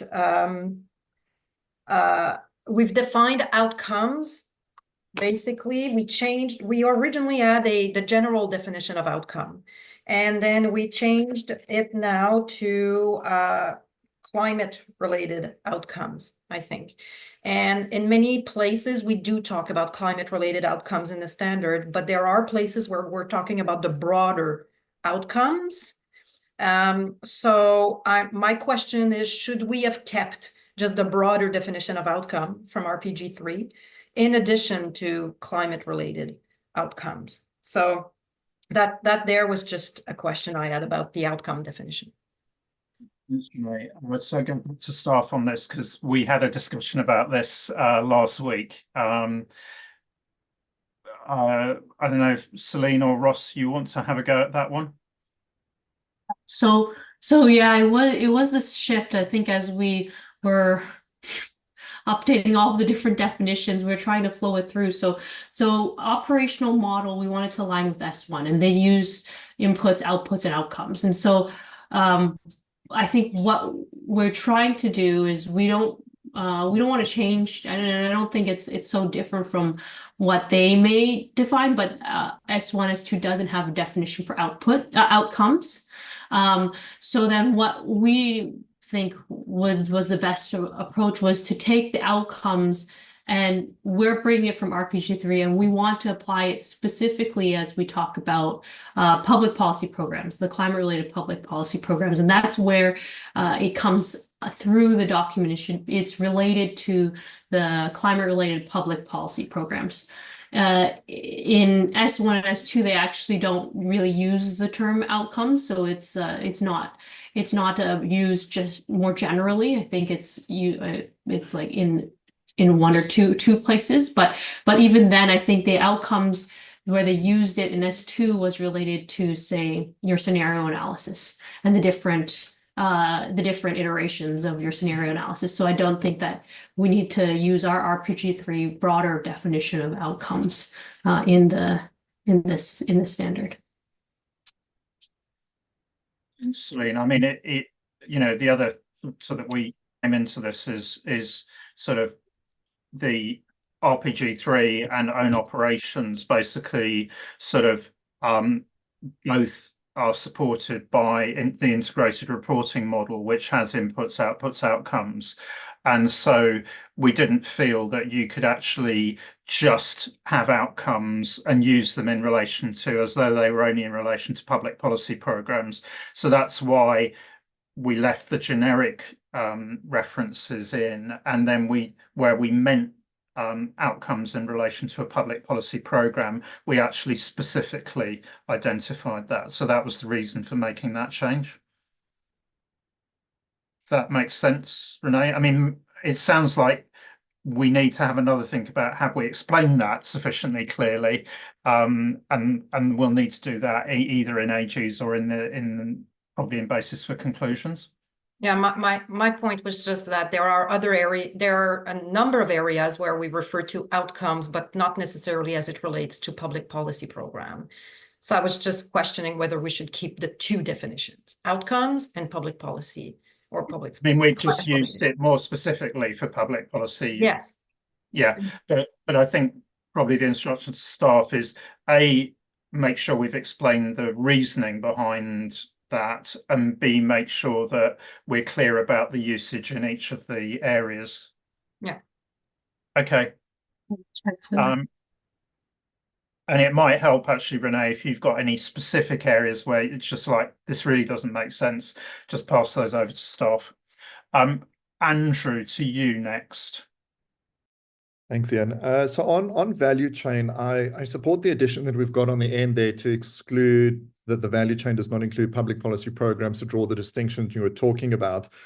I think just in its current wording, I sort of when I first read it, it seemed to me like it excluded everything related. So the setting of it as well. And I don't think that's the intent. It's really just to try and limit the downstream effect. And again, on others, if that policy has a downstream effect on me, that would be provided in my S2 type disclosures. So if we can just amend the wording to, a value chain does not encompass the effects of public policy programs on others or something like that, just to make it clear as the downstream effect on others.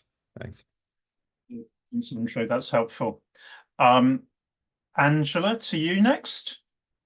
Quite similar to Andrew, and maybe I'm really supporting some work on that. So it's back to I think when you look at a definition of value chain without the context of knowing what it's used for, I would actually argue conceptually the impacts of public policy are part of a value chain in the public sector. But again, it's for the purposes of disclosures, value chain is a very specific thing under that corporate policy or the corporate protocol. So this is where I'm grappling with all of these definitions, and I think it's another good example. And I think Andrew's got some good ideas, but I think it needs more than a sentence. There's almost the context of value chain within this disclosure standard, because I think making black and white statements that it does not include public policy, it's for a very specific reason about disclosures later on. But I think that's where I think in the AGs and and given the context of S2, we're wedging, we're trying to retrospectively fit definitions. Where normally in standard setting, as you all know, we would come up with a definition and then say, what does the user need? We kind of know what the user, needs is the wrong word, what the user can get based on these protocols. And from a cost benefit perspective, even if conceptually you think there is more downstream in the public sector, we are limiting that for this exposure draft. And I think it's that story or context which isn't clear, and trying to do it by making it clear in the definitions doesn't kind of explain the why. So anything we can do to, and again, whether you leave the definition pure but then go on to explain what that means in the context of this disclosure standard. Okay, thanks, Angela. I mean, I think it would be worth just, Andrew clearly has some thoughts on just how you get that distinction over, and it would be helpful to sort of see those. The other point which may help in this context came up in the pre-meeting yesterday, where with public policy programs, there is actually a policy in action greenhouse gas protocol, and there's a different term there that's used rather than value chain, and that may be helpful to actually bring that out of the protocol and into the standard, because that would actually then create no, we're not talking about value chain in the S2 context, here's what we're talking about. But Ross, I'll bring you in, and then I think Renee wanted to come in. Yeah, not much to add. I think you covered most of the points, Ian, but I just wanted to come back on, tinkering in the definition itself to say, for the purpose of the standard, just to highlight that at the top of the definitions, we're clear, these are the terms to be used in this standard with the specified meaning. So that's already there. So the definitions are quite long. They flow to the next page, but I don't think it would be good to start doing that in each of the defined terms. That's at the top of paragraph 7. If there's a need to explain in BCs more so people understand, I think we should do that. Or as you've already suggested, Ian, by bringing in more from the protocol. Thanks. Ross, if I could just jump in, I was actually heading more towards keeping the definitions kind of more pure and explaining elsewhere how to use them in the context of the standard, not and so again, it might be back to those introductory or AGs on, so I'm definitely not suggesting we expand definitions, but we're definitely having to create definitions to achieve a disclosure outcome. Yeah, I mean, I think this is where we're actually looking into the policy in action greenhouse gas protocol, which is basically what we've referenced with public policy programs. There is another term, and I'll ask Celine to remind me in a minute when I've taken Renee's comment. And what we wanted to do was differentiate. It's a different concept to value chain. So I think actually if we do have a different, it's the kind of principle we use all the time, which is actually if we mean the same, we use the same as the ISB or the ISSB. If we mean something different, and I think we do mean something different here, then we use a different term, and therefore bringing that different term in may help us, because then we can talk about that and say it is different to value chain, in these ways or whatever, so we can explain that to our constituents, and it takes them, right, okay, this is something different, we think about it differently. Renee, to you. Yeah, I almost brought my hand down. So I agree, Angela articulated what I was also trying to make as a point. And just very quickly, I reflect on the challenge we had in natural resource. We spent a lot of time on defining a naturally occurring item as just being what is in fact occurring in nature. Right? So to me, that's value chain. What is in fact a government's value chain? And it includes policy setting, because that's value that a government delivers to society, to the economy. And then after that, for the purpose of the standard. So I think I'm in line with where we want to go with this. Thank you. Thanks. So maybe let's just move on then in terms of, so we've got the definition of public policy programs, and qualifying that with climate related, and then also introducing the public policy program outcomes. Had a number of comments already on those. Are there any additional comments on what we've done there? And I think Yeah, Angela. Thank you, Ian. And I'm struggling a little bit with what we mean, especially bringing, and apologies if I can't articulate this as quickly and sharply as I'd like, but I'm getting myself a little bit confused between entity reporting, between a climate-related policy and its outcome and its impact and what's it for, and climate-related public policy programs. So with the programs being added as the word, it now starts to feel like a coordinated set of policies, almost a kind of system or activity. And someone raised a good example where, well, maybe an example in our jurisdiction is where actually the government of the day will own the climate-related policy in our jurisdiction, especially if it's primary. They will ask a number of agencies to provide advice.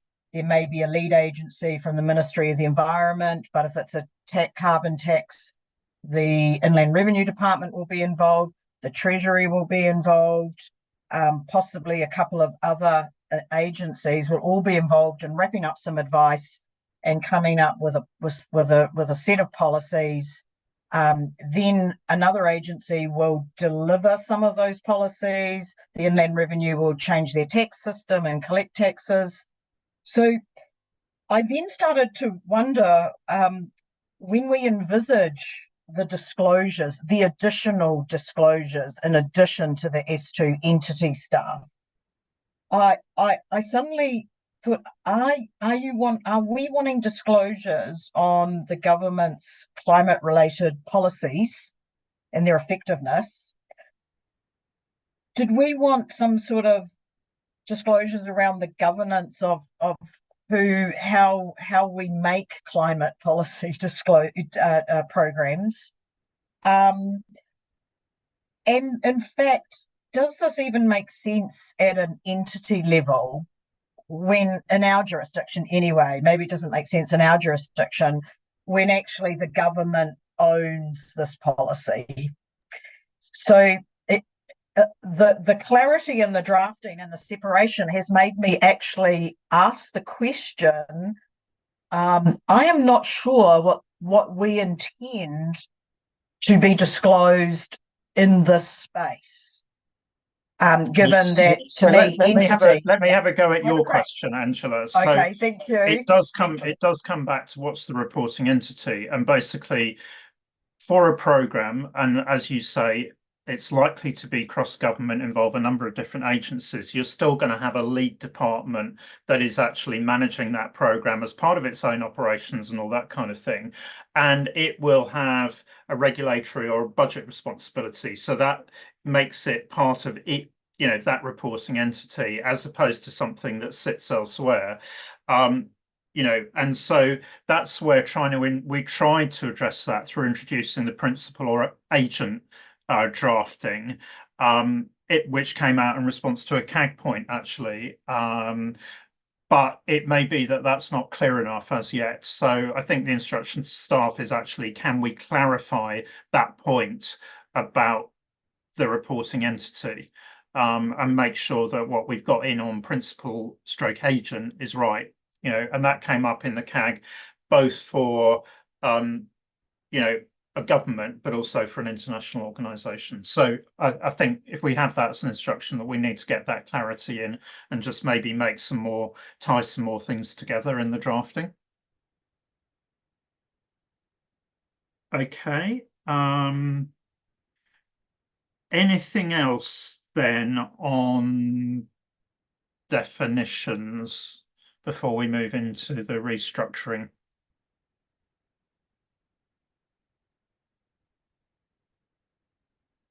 Okay, that's good. So thanks very much for all those points.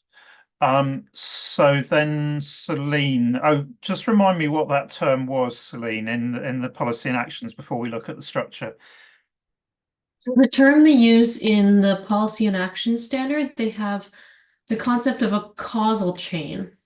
So a causal chain is a conceptual diagram tracing the process by which the policy or action leads to GHG effects through the sequential stages of cause and effect. That's what that is. So it's almost used as a tool to helping you identify all of your outcomes. I see some nods that, so I think if we say, can we introduce that, and then let's see how that helps clarify the drafting for next time round. Okay, let's have a look then at what you've done on structure.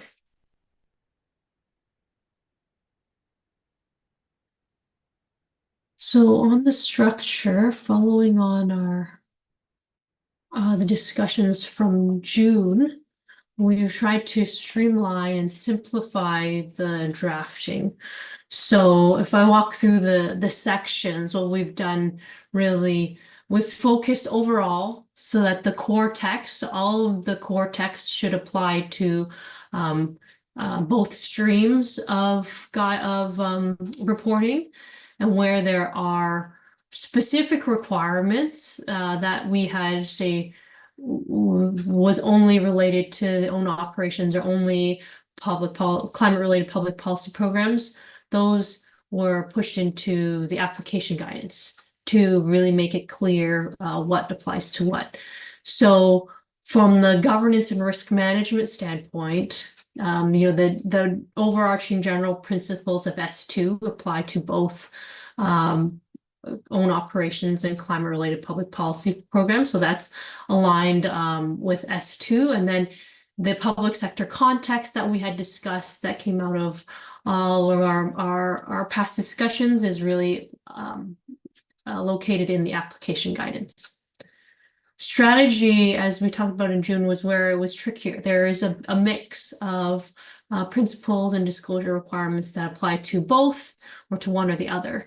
And so we've retained what applies to both in the core text, and that's, I think, that's detailed in the table in Agenda 2.2.3. And then anything that's unique is split out into the application guidance. So that really brings in some specific sort of specific items, such as talking about the operational model and value chain. We've tied that to own operations, so that is in the application guidance for own operations. And we're not applying it, across to public policy programs, given, what we just talked about.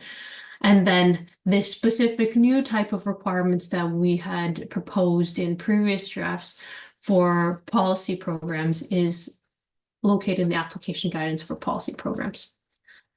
And then metrics and targets, we felt that, those are very unique and really, really distinct for policy programs and own operations, that we should have separate sections in the core text for the requirements for metrics and targets. And so we will see that as a split in both. So that's illustrated in this sort of diagram. So, the core text, again, applies for all of own operations and public policy programs through governance, strategy, risk management, and it only splits in metrics and targets. And then we would have two separate application guidance, so we'll be able to direct entities directly to each set of application guidance, AG1 and AG2, for all that applies to own operations and all that applies to public policy programs. So again, we will bring it in August with the split AGs, but we will, I think it's in the version that you have, it'll just be a relocation and moving appendices, but otherwise it's that same what you see now. All right, so I'll pause there for comments. Ian, I'll hand over to you. I think, Celine, and obviously that refines to an extent what we saw at the back end of the June meeting. But I just really wanted to get and obviously there's further to go on the drafting, but get members' reactions to that approach.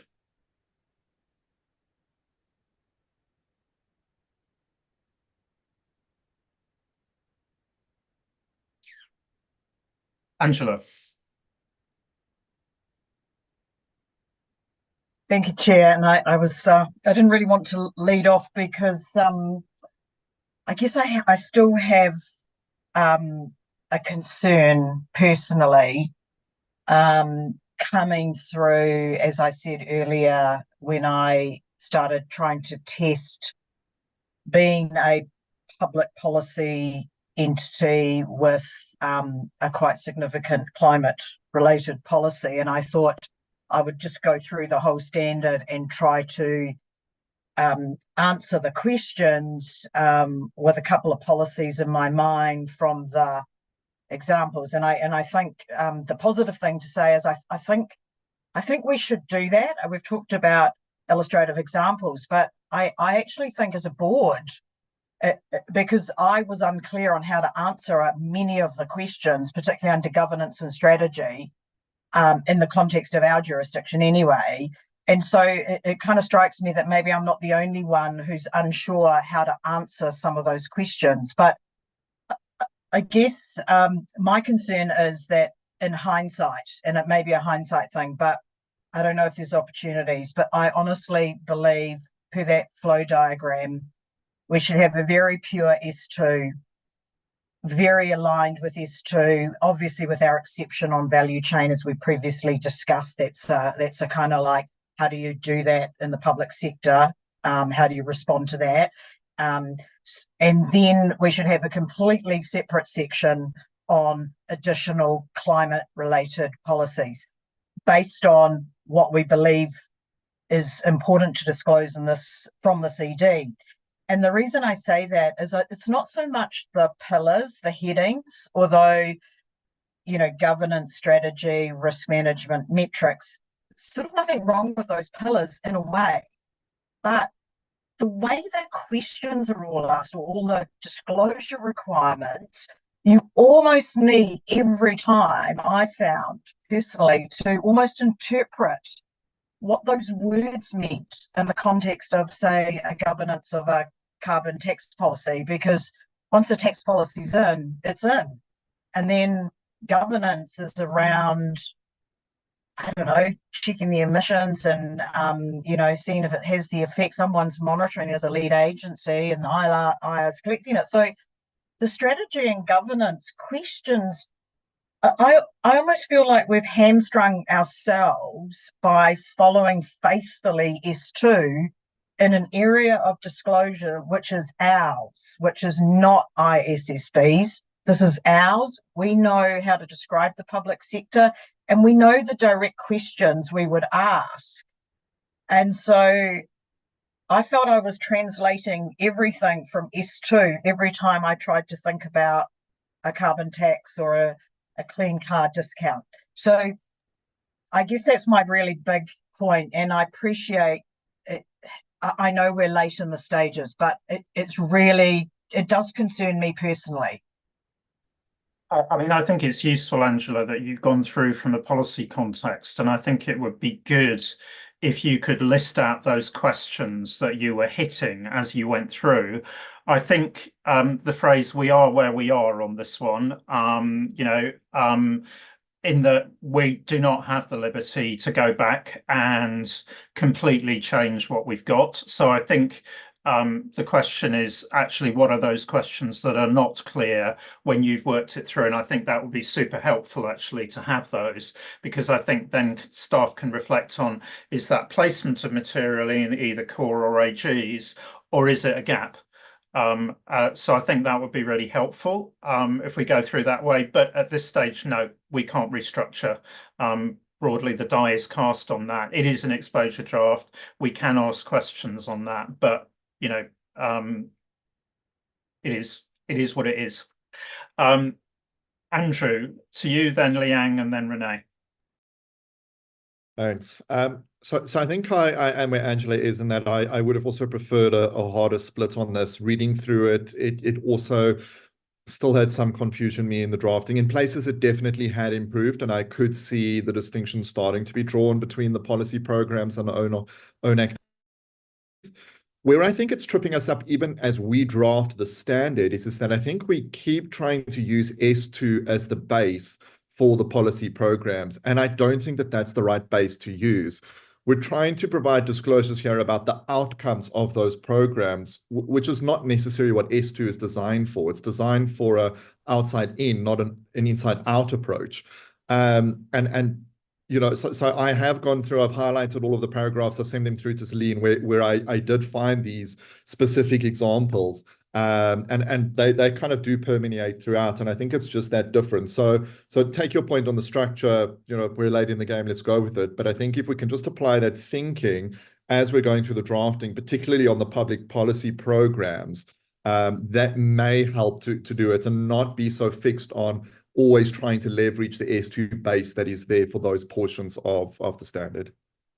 Thanks. Thanks, Andrew. I think that'd be really helpful. I mean, just to come back, and I think Angela made this point, I think, you know, the governance strategy, risk management, outcomes approach should still work for the programs that I've seen, because actually what we're actually doing is making government accountable for how are you managing this thing, not just set and forget, but actually, you know, you've regulated, well, okay, is it delivering the impact? And if it's not delivering the impact, what are you going to do about fixing that? So I think that's where there is a balance on this, but I'd be very interested to see those comments, because I think I can certainly see that, and I think we're going to end up in a sort of on balance this kind of works, but yeah, you know, keen to see those drafting points, be really helpful. Liang and then Renee. Thanks, Chair. I actually share similar comments with Andrew, and I think actually maybe in particular for the one of the pillar strategy, actually maybe we may need to consider whether we should put some contents about the public program into the cortex, because S2 actually the S2 may not could cover this area. Another my comment is about I'm not quite follow what does it mean that we have a separate AG AG1 and AG2. Because my concern is actually we have quite a lot appendix already, because in the appendix we should cover those general requirements. So we have appendix B and appendix B point AG, then appendix C. If we have AG1, AG2, how to put them together. So I just wonder if actually in the one AG, if we have very clearly section title, such as this is applied to the own operation, then another section applied to the public policy program, whether it could work. Thank you. Yang, I'm not sure there's a good answer either way, actually, because you could then criticize us if everybody who wants to look at public policy programs has to read all the way through to the bottom. And there were some debates, and you know, if staff want to add to this, we did have these debates last week about, do you split into two? If you call them that, are they appendices? Are they application guidance? Recognizing exactly the point that you know, you made. I don't have an answer to that. I don't know. You know, so I think yeah, maybe we just have to ask a general question in terms of the arrangement of the guidance and see whether anybody advocates a different approach on that. I think on the strategy point that you made, I think if, that's where, if you like, it's a matter of taste. What we tried to do is be very clear about what is S2 aligned, but strategy is more complicated. So perhaps if you've got specifics, you can go through those with Celine and we'll see how that plays out. Renee, to you. Yes, thank you. So I started reading on the public policy programs, AGs. I started at AG 25. It's at AG 25 where I think we set the high level expectations. And then it's not until AG 120 that we start articulating what we expect the disclosure will be on public policy program as it relates to governance, strategy, and so on and so forth. So I like that approach, and I agree that we need that separate disclosures, and that the disclosures are going to be very different, to Angela's and Andrew's point. Where I got confused was when I read AG 25, because I started at AG 25 and I got very confused, and I guess I sent a question of clarification back to staff on this. It feels like AG 25 wasn't updated. It seems like it's almost a cut and paste, if not an actual cut and paste of AG 17, which is on the own operations side. So maybe this is just a drafting, but it was key for me. And it's until I started comparing it to 17, I thought, oh, maybe that wasn't the intent of AG 25 here. But it took me a lot of time to get there. So it's when I get to AG 120 that I then understand what our intent is. So I just wanted to confirm. I don't think AG 25 is what we wanted to put in there, is it? Celine, so you on the specifics on that? Yeah, AG 25, no, thanks for pointing that out. I think what we did intend is to say, okay, this is where you look for governance, strategy, risk management, and metrics. But I think what's throwing it off is that it's referring back to climate-related risks and opportunities. Yeah. So that's where we will go back and update that. But the intent of the paragraph is to point, okay, look here, look there, go to AG 120, go to these other AGs. Yeah, but yes, we'll review the wording there. Right. I think AG 25 on itself being a high level overview of what we're expecting is important, but I think the trick will be to draft those, right? And it's really it's kind of a summary of what starts in AG 120. So back to Andrew's and Angela's point, we are the public sector experts, so that will be public sector specific drafting AG 25. Thank you.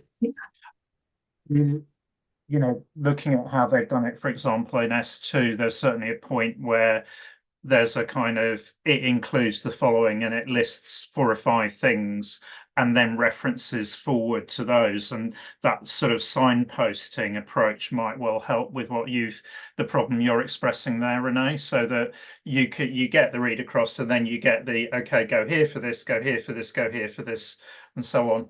So I think over to you, Celine, then to have a reflection on how we do that, and maybe just work with Renee to make sure that does actually, kind of then it seems logical, given the point she's raised. Angela. Thanks, Chair. That discussion just reminded me, one of the things that did trip me up in the public policy, climate-related public policy disclosures was when we started using the words climate-related risks and opportunities. So in my mind, I have that phrasing connected to the entity.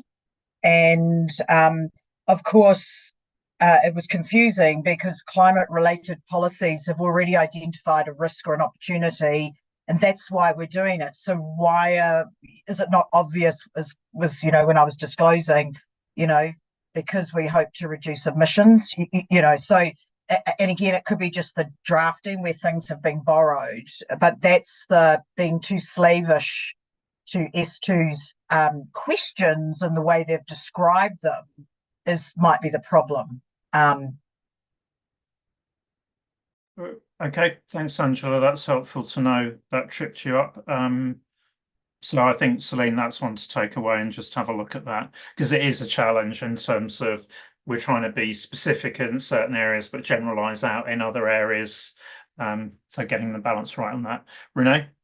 Yeah, I just want to build on Angela's point. AG 119 is very effective at explaining that public policy programs are there to address climate-related risks of others, right? Helping others address their climate and related risks, right? So whereas when we define in the context of the standard climate-related risk impacting the public sector entities' operations, that's on the own operations side. So in my mind, the two, I can distinguish them, but I appreciate the difficulty in drafting this and making clear what the differences are between the two. So so the concept was clear to me, but how we get there in the drafting, I totally appreciate. It's a challenge.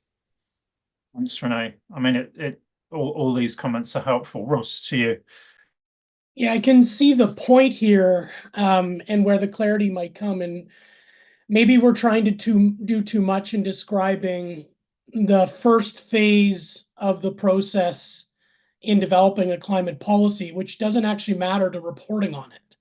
So as we've defined, a climate-related policy program relates to a government exercising its sovereign power and then implementing a program. So I think you could probably start the disclosures from the exercise of sovereign power, i.e. we've developed a climate-related program. I would hope that program they describe what the risk of addressing in that program. So if we just have the disclosure starting from describing the exercise of sovereign power to create a program and then reporting on the outcome of that program against what it was. So it might take it a couple levels higher and further down the chain than what we need to do for own operations, which is about an entity understanding the scope of its entity's operations and what the risks related to climate are. So we are in a different place, and that might help differentiate it. I don't think that would be a major rewrite. It would probably be more of a curtailing the drafting to just start from a different point. Yeah, like narrowing it, because I think we are looking very narrow when you're talking about reporting on public policy. And I mean, I was lucky to have some time with Renee yesterday, and she had a great discussion that she shared with me about how she was thinking about it. I don't want to steal your thunder, Renee, but you had really clarity of vision. It helped me understand when you talked about your understanding of policy setting, that in own operations, there's a team that does research, and they do research on a number of policies. And at some point, someone decides to take action and legislate or put in place a program. And then from that point on, you're reporting against that program and its impact on the other entities, because that's the sovereign power. So that really clarified for me quite well. And you used some great examples. So I think that's coming out in the discussion today too. So I wonder if that's how we could maybe start to differentiate the two sides of it without doing major surgery and actually help people who are going to apply the policy programs reporting using the model that we're thinking. So I just wanted to share that because I found it helpful for myself, and I wonder if it resonates with others.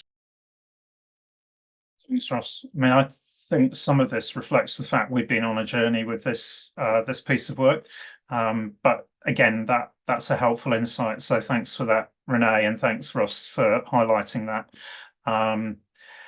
So mindful of time, I do want to make sure that we now move on, and I think the next stage is to move into IGs and IEs and how staff are proposing that we address those.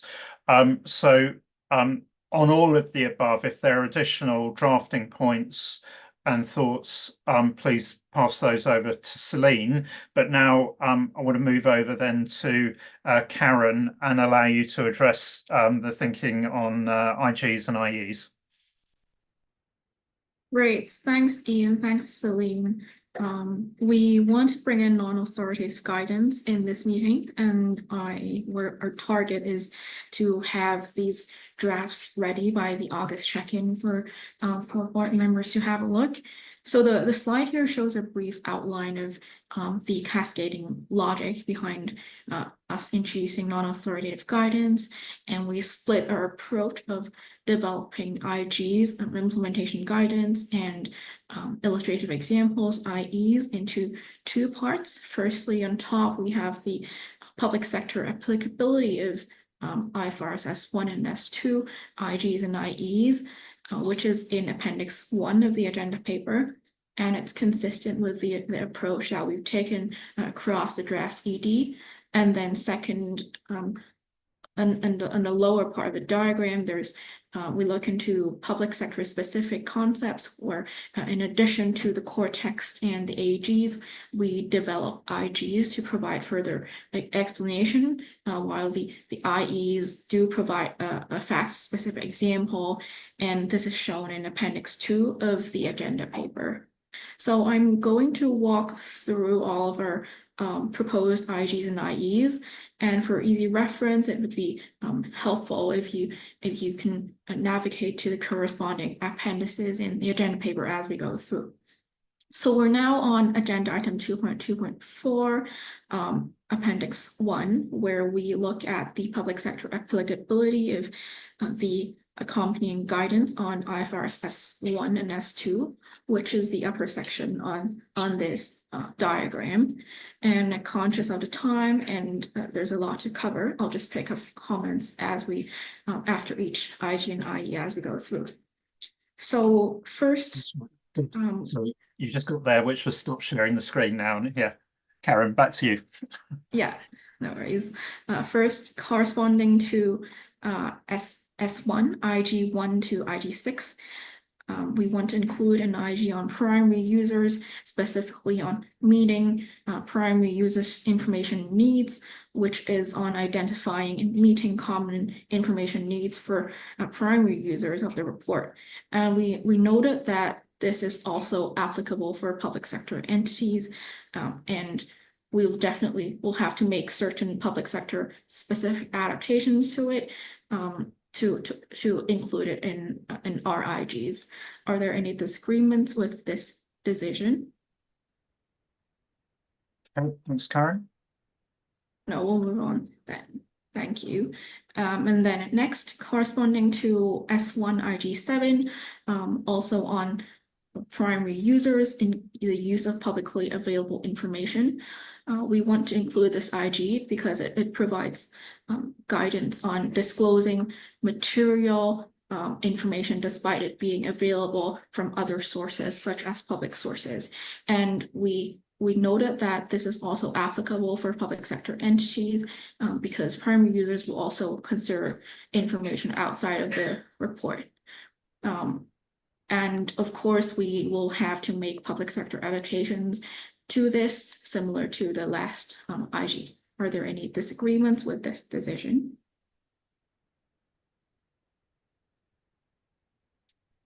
Not seeing any hands raised, so I think we're good with that. Thanks, Karen. Great, thanks, Ian. And then moving on to the corresponding to S1 IG8 to IG24.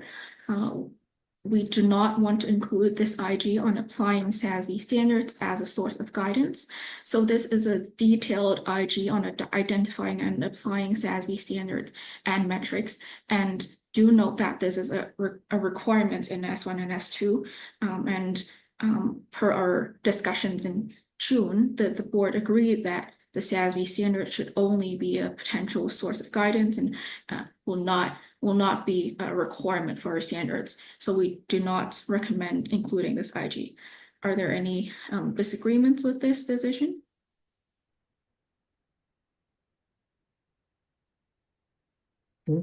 Any comments from members on that? Okay, I'm good on that. Thanks, Karen. Great. Move us on to the next one. Moving on IFRS S1, sorry, IG25 to IG27, we do not want to include this IG on applying the CDSB framework as a source of guidance. Just to provide some context, the CDSB is a framework under the IFRS Foundation, and it provides a framework for reporting environmental and social information. So we do not want to include this IG because we don't prescribe specific sources, of guidance, and in June we discussed to only refer to SASB and GRI standards as optional references. And are there any disagreements with this decision?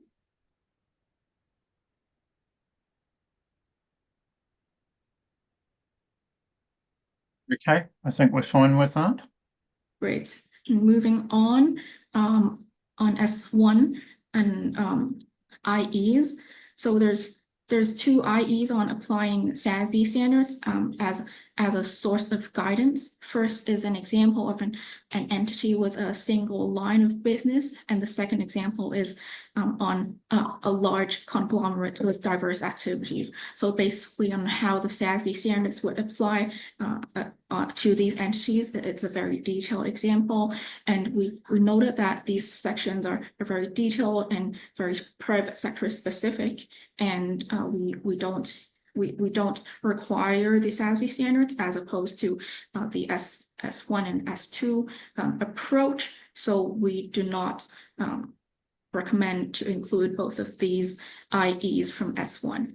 Are there any disagreements with this decision?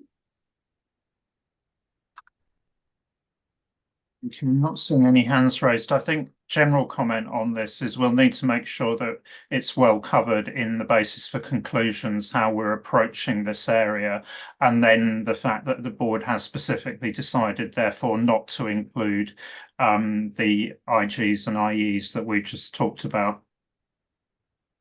So everybody's clear. Okay, good. Great. And then next, we're now moving on to S2 and looking at the IG there. We would like to include the IG where it talks about other metric categories, and noting that this section provides a list of metrics, for example, on climate transition, transition risks, and climate-related opportunities. And we think that this IG would be very useful for the public sector with some public sector specific adaptations. Are there any disagreements with this decision? No hands raised, so I think we agree with that proposal. Great. And then now moving on to the S2 IEs, which are all focused on the disaggregation of greenhouse gas emissions. First, we want to include the illustrative example on disaggregating scope 1 and scope 2 emissions between the consolidated accounting group and other investees. So this example illustrates the calculation of greenhouse gas emissions through the equity share approach within the organizational boundary, which is also a consolidation approach that we mentioned in our draft ED and is also applicable for the public sector. And of course, there will be public sector specific adaptation to be made. Are there any disagreements with this? Yeah, for me. Yes, I don't disagree with this at all. I just wanted to bring in a point that maybe we could think of an illustrative example or adjust an existing one to make the point that those operational activities that are generating GHG emissions in managing, implementing a public policy program is actually to demonstrate that it's part of the scope of those GHG emissions that are being calculated for the entity as a whole. Just an idea here that this would be a public sector specific clarification that maybe one of the illustrative example could address. Yeah, Food for thought at this point. I can see that being a potential example. So disaggregation, I think disaggregation between different functions, so maybe a policy setting function, and then also the rest of the function in a public sector entity. So yeah, I'll take that point, and then we can take that into the further development of our IGs into August. So I think that's something where generally we'll need to review what we've got when it comes back in August to make sure that we've covered off all of those areas where we've picked up a differentiation between what's required for own operations and what's required for public policy programs. Okay, thanks for that. So move us on then. Thanks, Ian. Next, moving on to S2, IE 6 to IE 12. We want to include this IE, which is on disaggregating scope 3 emissions by scope 3 categories, because it's an approach where we list out scope 3 emissions by their categories, particularly considering that we're bringing in this idea of scope 3 categories into our draft ED, and we will definitely add in some public sector specific adaptations to that in our drafts. Are there any disagreements with this decision?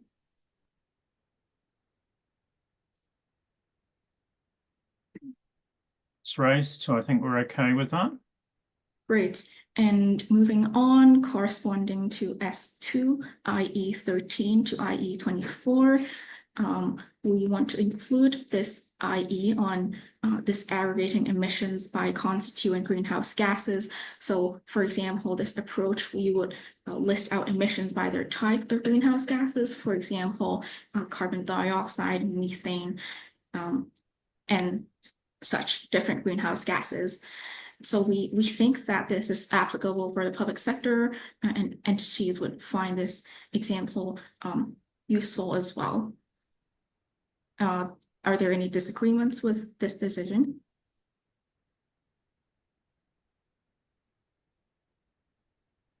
That's right, so I think we're fine with that. Great. And then moving on to S2, IE 25 to IE 32. We do not plan to include this IE, which is on the disaggregation of finance emissions by active and passive strategy. So we noted that this IE is intended for the financial asset management industry, where it shows examples to categorize emissions based on the active and passive portfolio strategies. And we do not intend to adapt this IE for the public sector. Are there any disagreements with this decision?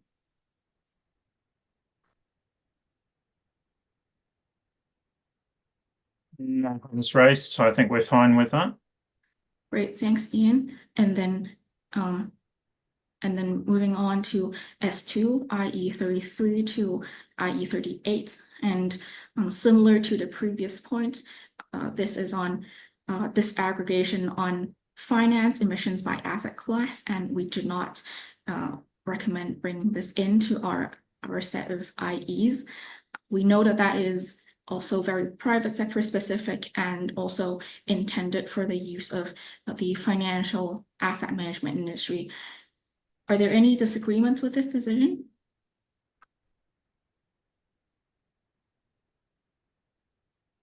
That's right, so I think we're fine on that one. Great. And then moving on to the industry-based guidance on S2, which we've touched upon in the June meeting. So the IFRS S2 has a set of industry-based guidance, which are based on the IPSASB standards, and they further develop it further. I recall that in the June meeting, the board discussed on IPSASB standards as an optional references, and that there may be a possibility that we map these with public sector categories such as the COFOC categories. But compared to the S1 and S2 guidance, these are optional references in our draft ED. So we'll look at the possibility of providing a staff document that shows initial examples and maybe some of the COFOC mapping instead of bringing this industry-based guidance into our draft. Are there any disagreements with this approach?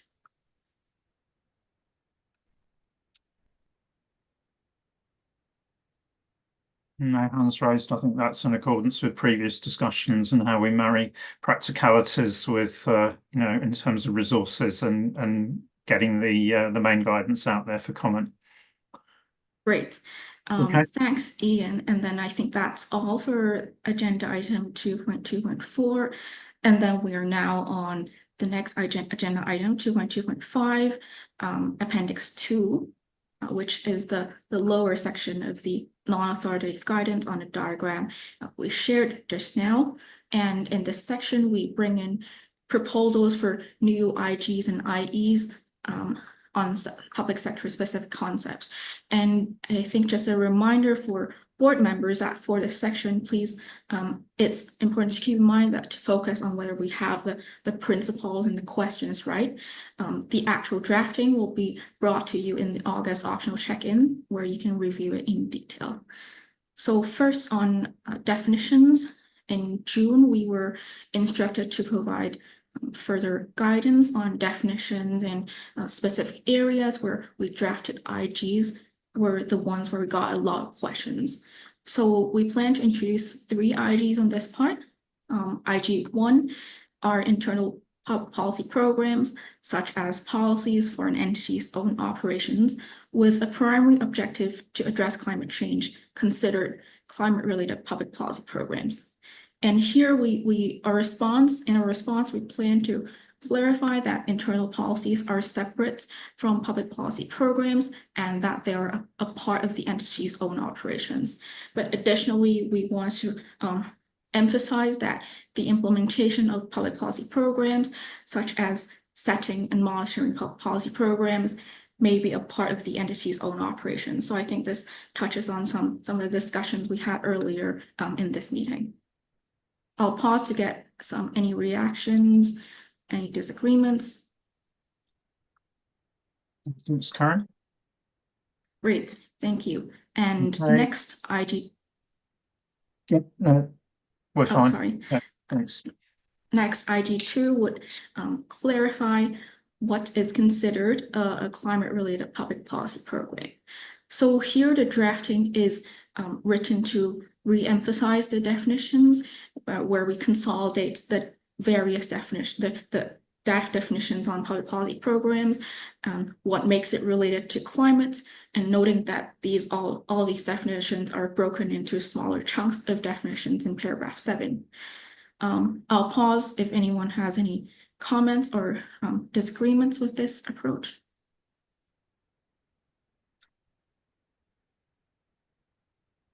We're fine on that. Great. And then moving on, IG3, also on definitions, will be, can an entity provide disclosures about public policy programs and related outcomes if its primary objective is not to address climate change? Here we would say yes, that entities can choose to share information about public policy programs, even though they are not climate-related public policy programs. So for example, I can relate this to some of the discussions we had just now. So there are programs that are not directly related to climate change, but then they might have a consequence that as a consequence of the program, they also affect climate in some aspect. So we don't stop these entities from disclosing on their other public policy programs, and this IG is to clarify on that. I'll pause for reactions again and any disagreements with this decision. Liang. Yes, I have a minor point maybe. Here we say if you want to disclose, even it's not climate related, then maybe you can disclose. But my question is, if the entity wants to disclose, any rule it should follow, or actually it can disclose in any way it wants. My point is just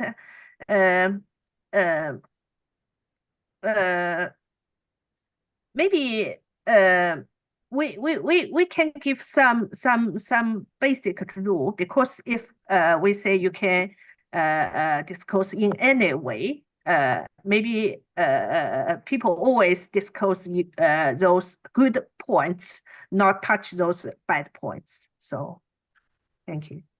Yeah, thanks. Okay, so I think we tighten up in the way you've proposed. Claudia.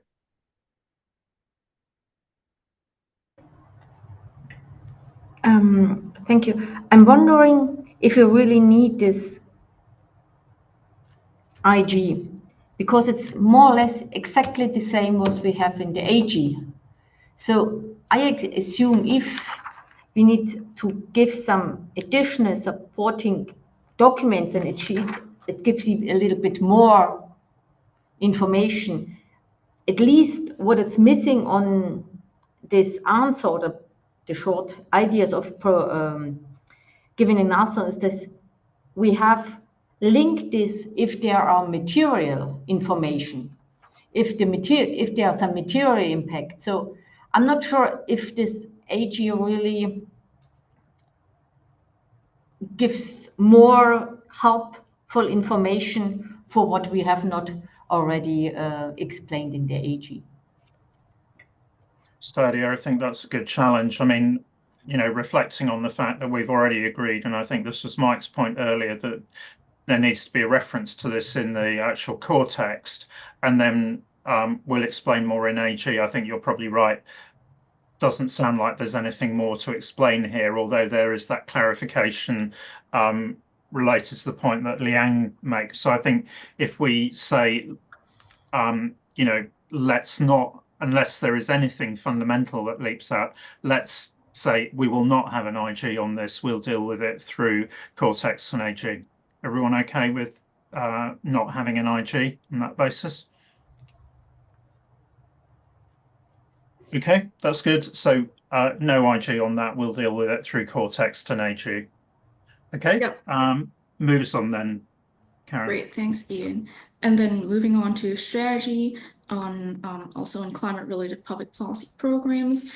And we got a lot of questions on what impacts an entity needs to disclose. So we wanted to propose both an IG and an IE on this topic. So first, with an IG, do entities need to disclose all impacts from climate-related public policy programs? And here, because it's a question that we got quite often, we'll re-emphasize that entities are only required to disclose reasonably attributable outcomes to the climate-related public policy program. And then the IE that goes along with this will provide an example on how an entity may identify reasonably attributable outcomes from, this example is on a home installation subsidy program. And so we'll provide several outcomes, and then this will guide the entity on how they might make a decision based on determining what is reasonably attributable. I'll pause here for comments or any reactions, disagreements. Just to note that that example is based on what's in the GHG policy and actions protocol. There's a specific diagram, and what we're saying is use these bits and not these bits. Renee? Yes, thank you. So here we refer to the criteria of being reasonably attributable, which is good. But what about the materiality criteria? Like reasonably attributable and material. Like could that also be helpful here? To start on that? Yeah. Any thoughts? Well, yeah, I think we can look into whether materiality, how we can include materiality or integrate materiality into this example as well. Or maybe I think when we further develop the IGE, something will come up on that. We also, just in doing that, then reflect on how we make that overall materiality point, because clearly that's one of the overriding principles which we brought in from the framework, you know, and stroke S1. So if we can reflect on that. Celine, you wanted to come in on that? I think just to clarify then, Renee, I think materiality, you know, is applicable across the board for the standard and what information you're going to disclose. But are you suggesting it could be material, but it's uncertain if it's like attributable? Because I think that's where it would be murky. Like I think we're saying it should be reasonably attributable. Otherwise, if it's, you know, not sure, then okay, okay. It should be both. It's because the question is, should we disclose all, right? So in responding to all, well, we say, well, no, it's what's attributable and then what's material. It's kind of a reminder because the question starts with, should we do all? Well, no, you should not. So okay, thanks. Thanks, Renee, for the clarification. I think that's helpful. Yeah, that's helpful, and we'll take that instruction in. And also we did have an instruction from June on clarifying that materiality is pervasive through the standards, and that's being actioned in the BCs as well. Just a quick note on that as well. So moving us on to Angela, sorry, we're going to have to be quick now because we've only got 5 minutes to go, and I want to make sure we do IG 5 and 6 as well. So very quick intervention, and then I want to just take any comments on 5 and 6. Just this section will need to be thought about once we sort the core text. But in 2B, we always talk about climate-related public policy programs, including their effects on society, the environment, and the economy. So I just want to just log how we connect that with this example, which is just climate. Okay. And that goes back into the outcomes point earlier on. So you're right, that's a pervasive point we do need to. Thanks. So just mindful of time, I just want to take any disagreements on the approach proposed in IG 5 and 6, so that we get through the whole thing within the time. And then IE 2 as well. Okay, yeah. Thanks, Ian. Okay, I'm not seeing any hands raised, so I think we're good with that. So thanks and apologies for slightly rushing, but I wanted to make sure we got direction for staff. So I think with that, Karen, I think you've got clarity now on what's going in. Yep, I'll reflect those in our drafts, and then we'll bring in a fuller version of the drafting of the IGs and IEs in the August meeting. Okay, that's good. So going back to the beginning, in August, we'll go through the staff recommendations then in response to the comments that members have raised throughout this discussion, and then we're going to concentrate on drafting in August, and do appreciate, this is an additional ask in terms of the August check-in that may be tricky timing wise. So if you're not able to join for that session, please do feel free to send us any comments that you've got. We really want to make sure that we go into September in good shape.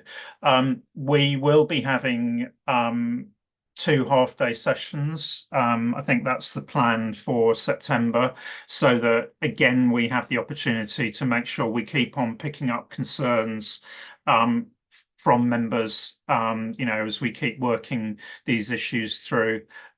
So plenty still to come, but keep the dialogue coming. Thanks very much to those members who've made points, and if you can work with staff on really working those through into the text, that would be great. Celine, anything else from you before, or Ross then before we wrap up? Nothing from me. Okay, great. Okay, so with that, we are fairly close to having an agenda for publication for the September meeting, so watch for that fairly soon.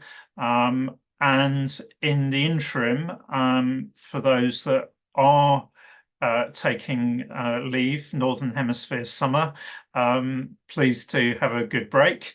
Those in the Southern Hemisphere, please carry on and send us your comments. But no, thanks very much, everyone. I think, again, another useful session, which has moved us forward. So thank you very much, and look forward to seeing you again on the August check-in, those who are joining us for that, and then in Brussels in mid-September, for those either not joining and for those joining in August and so on. So thank you very much, everyone, and look forward to seeing you again soon.